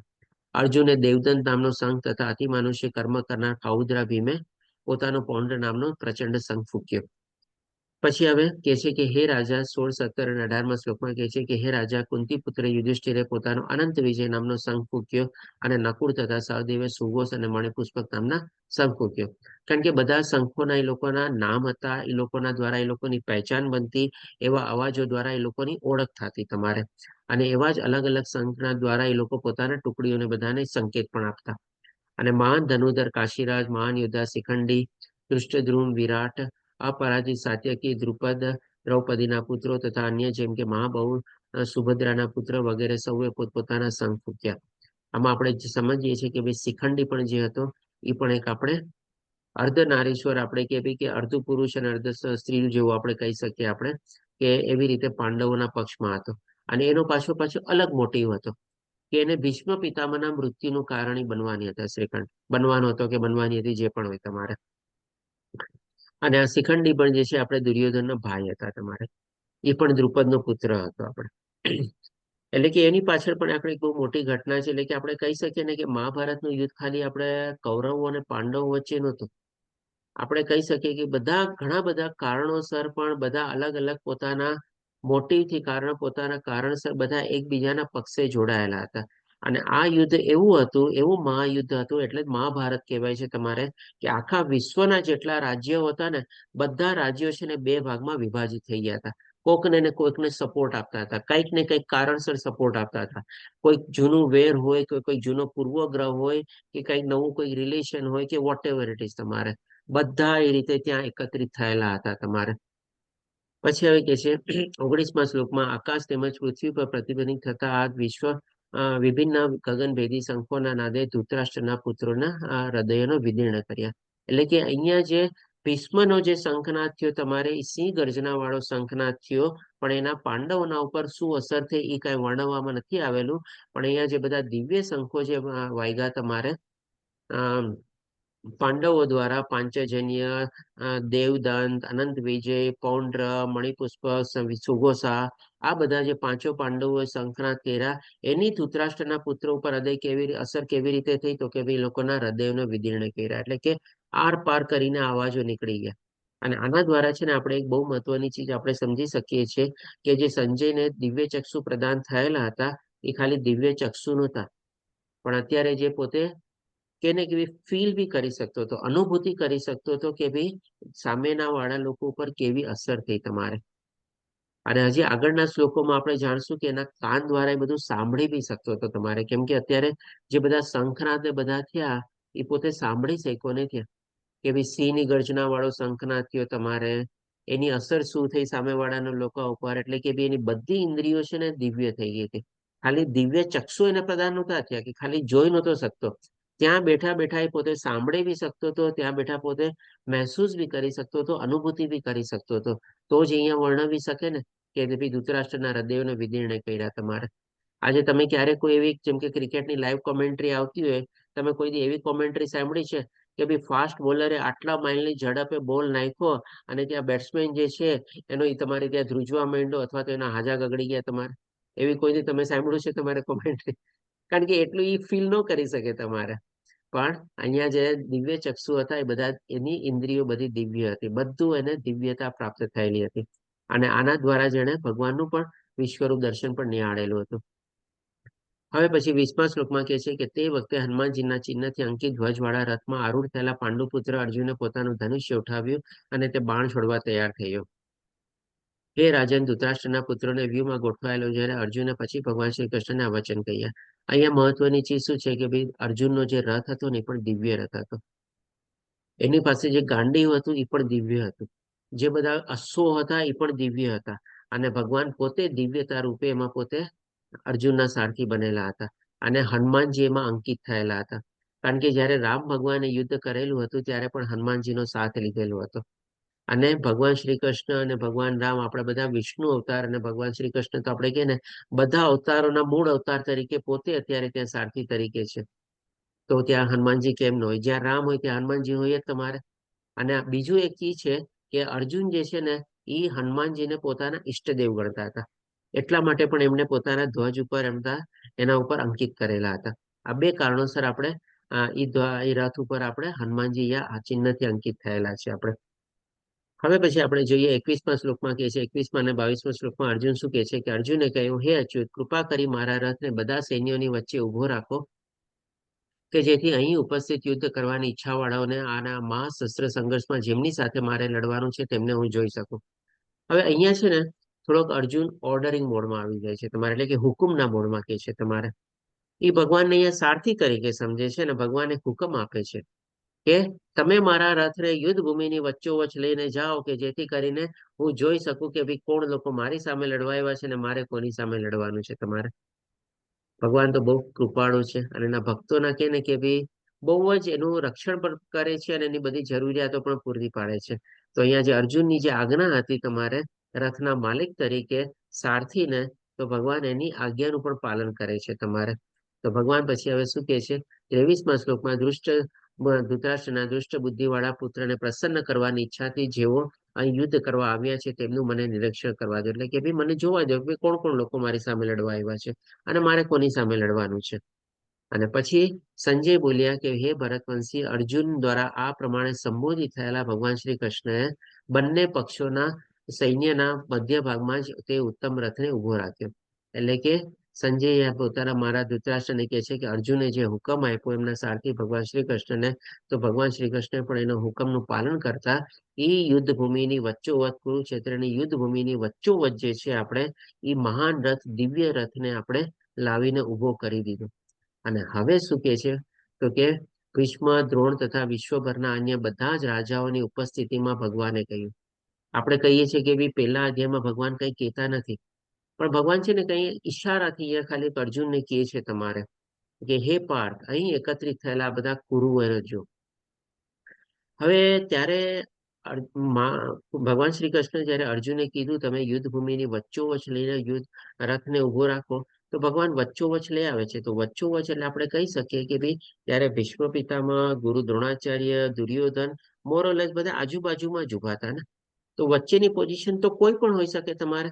એ દુર્યોધનની સામે પણ લાવીને ઉભો રાખી શકત, ગુરુ દ્રોણાચાર્યમાં પણ ઉભો લાવીને રાખી શકત તમારે, પણ એ ભીષ્મ પિતામહની સામે જ લાવીને ઉભો રાખે છે ભગવાન શ્રી કૃષ્ણ રથ. અને ઇનડાયરેક્ટલી ન કહીને પણ છે ને અહીંયા ભગવાન ઘણું બધું કહી જાય છે.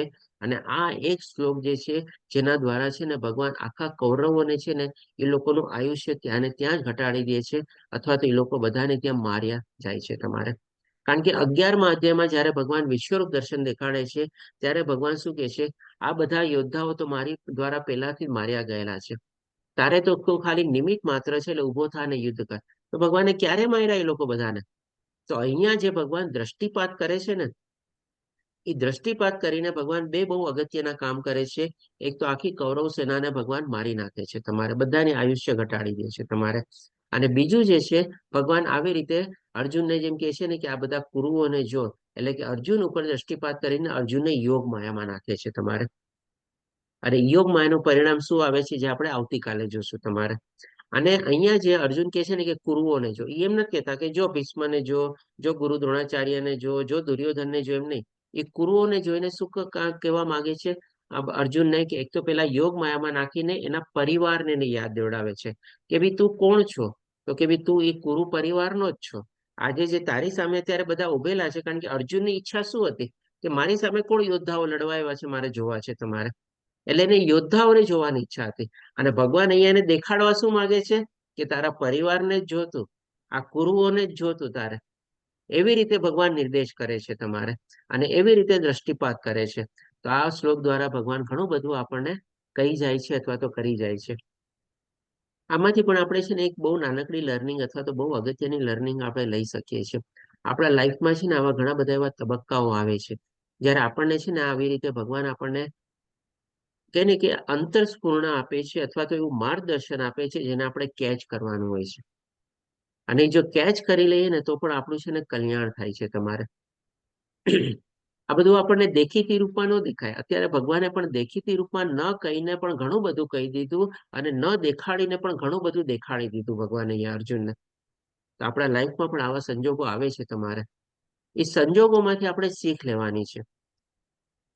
હવે પછી 26મા શ્લોકમાં કહે છે કે બંને પક્ષોની સેનાઓની મધ્યમાં ઉભેલા અર્જુને પોતાના કાકાઓ, દાદાઓ, હવે એ જ જોવે ને. હવે અર્જુનને યોદ્ધાઓ નથી દેખાતા, કારણ કે ભગવાને શું કીધું, કુરુઓને જો. ભગવાનને જે દેખાડવું હતું હવે ઈ અર્જુન જોવે છે, અને જે ભગવાને કરવું હતું ઈ યોગ માયામાં ભગવાને મૂકી દીધો અર્જુનને. એટલે કે હવે અર્જુનને વિશ્વાસ જાગે છે.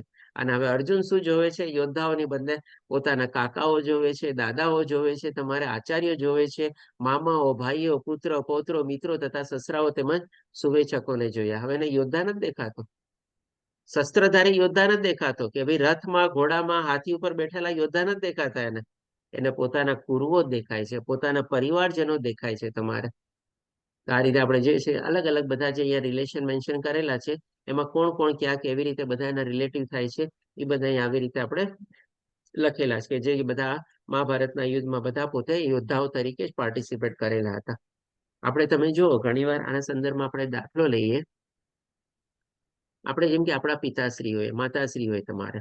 હવે આપણા પિતાશ્રી જ્યારે સવારના પોરમાં ઓફિસ સરસ મજાના સૂટ બૂટ પહેરીને જતા હોય તમારે, ત્યારે એના પુત્રને એ પિતાશ્રી કેવા દેખાતા હોય?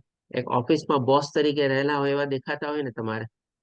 અને હવે એ જ પિતાશ્રી જ્યારે ઘરમાં પાછા આવે તમારે કપડા બપડા ચેન્જ કરીને પુત્રને વાલથી બોલાવે અને ખોડામાં બેસાડીને રમાડે, ત્યારે એ પુત્રને બંને પિતામાં તો કોઈ ફરક નથી, પણ કેવા વાલા પિતાશ્રી લાગતા હોય, એના ખોડામાં રમતા હોય ને બધું તમારે. પણ જોવાનો દ્રષ્ટિકોણ કેટલો ચેન્જ થઈ જાય છે. તો અહીંયા પણ ભગવાનને જે દેખાડવું હતું એ જ પ્રમાણે આવ્યા. ત્યારે પણ તો જો બધા યોદ્ધાઓ હતા, કેવા શસ્ત્રધારી હતા, કેવા બધા રથ અને ઘોડા ઉપર બેઠા હતા. તો યોદ્ધા તરીકે જોવે ને, અરે હા જો આટલો સક્ષમ યોદ્ધા મારી સામે આવીને લડવાનો છે, મારે આની સામે લડવાનું છે, મારે આને પરાસ્ત કરવાનો છે તમારે. પણ હવે તો બધું ભૂલી ગયો તમારે. હવે તો એને બધા રિલેટિવ દેખાણા. મારા જ કાકાઓ, દાદાઓ, પરિવારજનો ને આપ્તજનો ને મિત્રો ને બધા મારા જ પૂજનીય લોકોને બધું તમારે. એ તો ભગવાનને દેખાડવું હતું એને.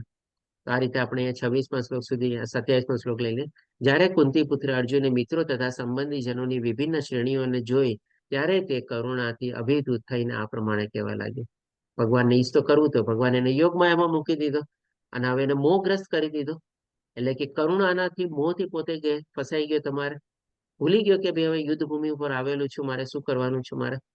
મોહિત કર્યો ભગવાને, કરુણાથી એને વ્યાપત કરી દીધો તમારે, લાગણી વશ કરી દીધો. એને યોદ્ધાની બદલે પોતાના પરિવારજનો દેખાડવા માંડ્યા અને ભગવાને કુરુઓને તો ઓલરેડી ત્યારે મારી જ નાખ્યા તમારે. યુદ્ધ શરૂ થયા પહેલા જ આપણે કહી શકીએ કે ભગવાને તો યુદ્ધ સમાપ્ત કરી દીધું છે જોવા જઈએ તો. હવે ખાલી ઔપચારિકતા બાકી છે બસ. અને એ પ્રમાણે પછી હવે યુદ્ધ આગળ વધે છે અને આપણે બધા એનો લાભ લઈએ છીએ, કારણ કે ભગવદ્ ગીતાનું જ્ઞાન હવે ભગવાન અર્જુનને આપશે તમારે. પહેલા અર્જુન પોતાની સ્થિતિ વર્ણવશે અને બીજા અધ્યાયથી ભગવાન અર્જુનને જ્ઞાન આપશે ભગવદ્ ગીતાનું. તો આ રીતે આપણે અહીંયા 26-27 શ્લોક સુધી સીમિત રાખીએ. કાલે બાકીના 19 શ્લોક લઈશું આપણે. વાંછાકલ્પતરુભ્યશ્ચ કૃપા સિંધુભ્યઃ ચ પતિતાનાં પાવનેભ્યો વૈષ્ણવભ્યો નમો નમઃ. હરે કૃષ્ણ કૃષ્ણ કૃષ્ણ હરે હરે, હરે રામ રામ રામ હરે હરે. શિલા પ્રભુપાદ કી જય. શ્રી રાધા ગોવિંદ પ્રણામ. હરે કૃષ્ણ. મારી સાથે રહેવા બદલ ખૂબ ખૂબ આભારી. મેં આપનો લગભગ 15-20 મિનિટ જેવો સમય વધારે લીધો એ બદલ આભારી છું આપનો. અને આપના કઈ પ્રશ્ન હોય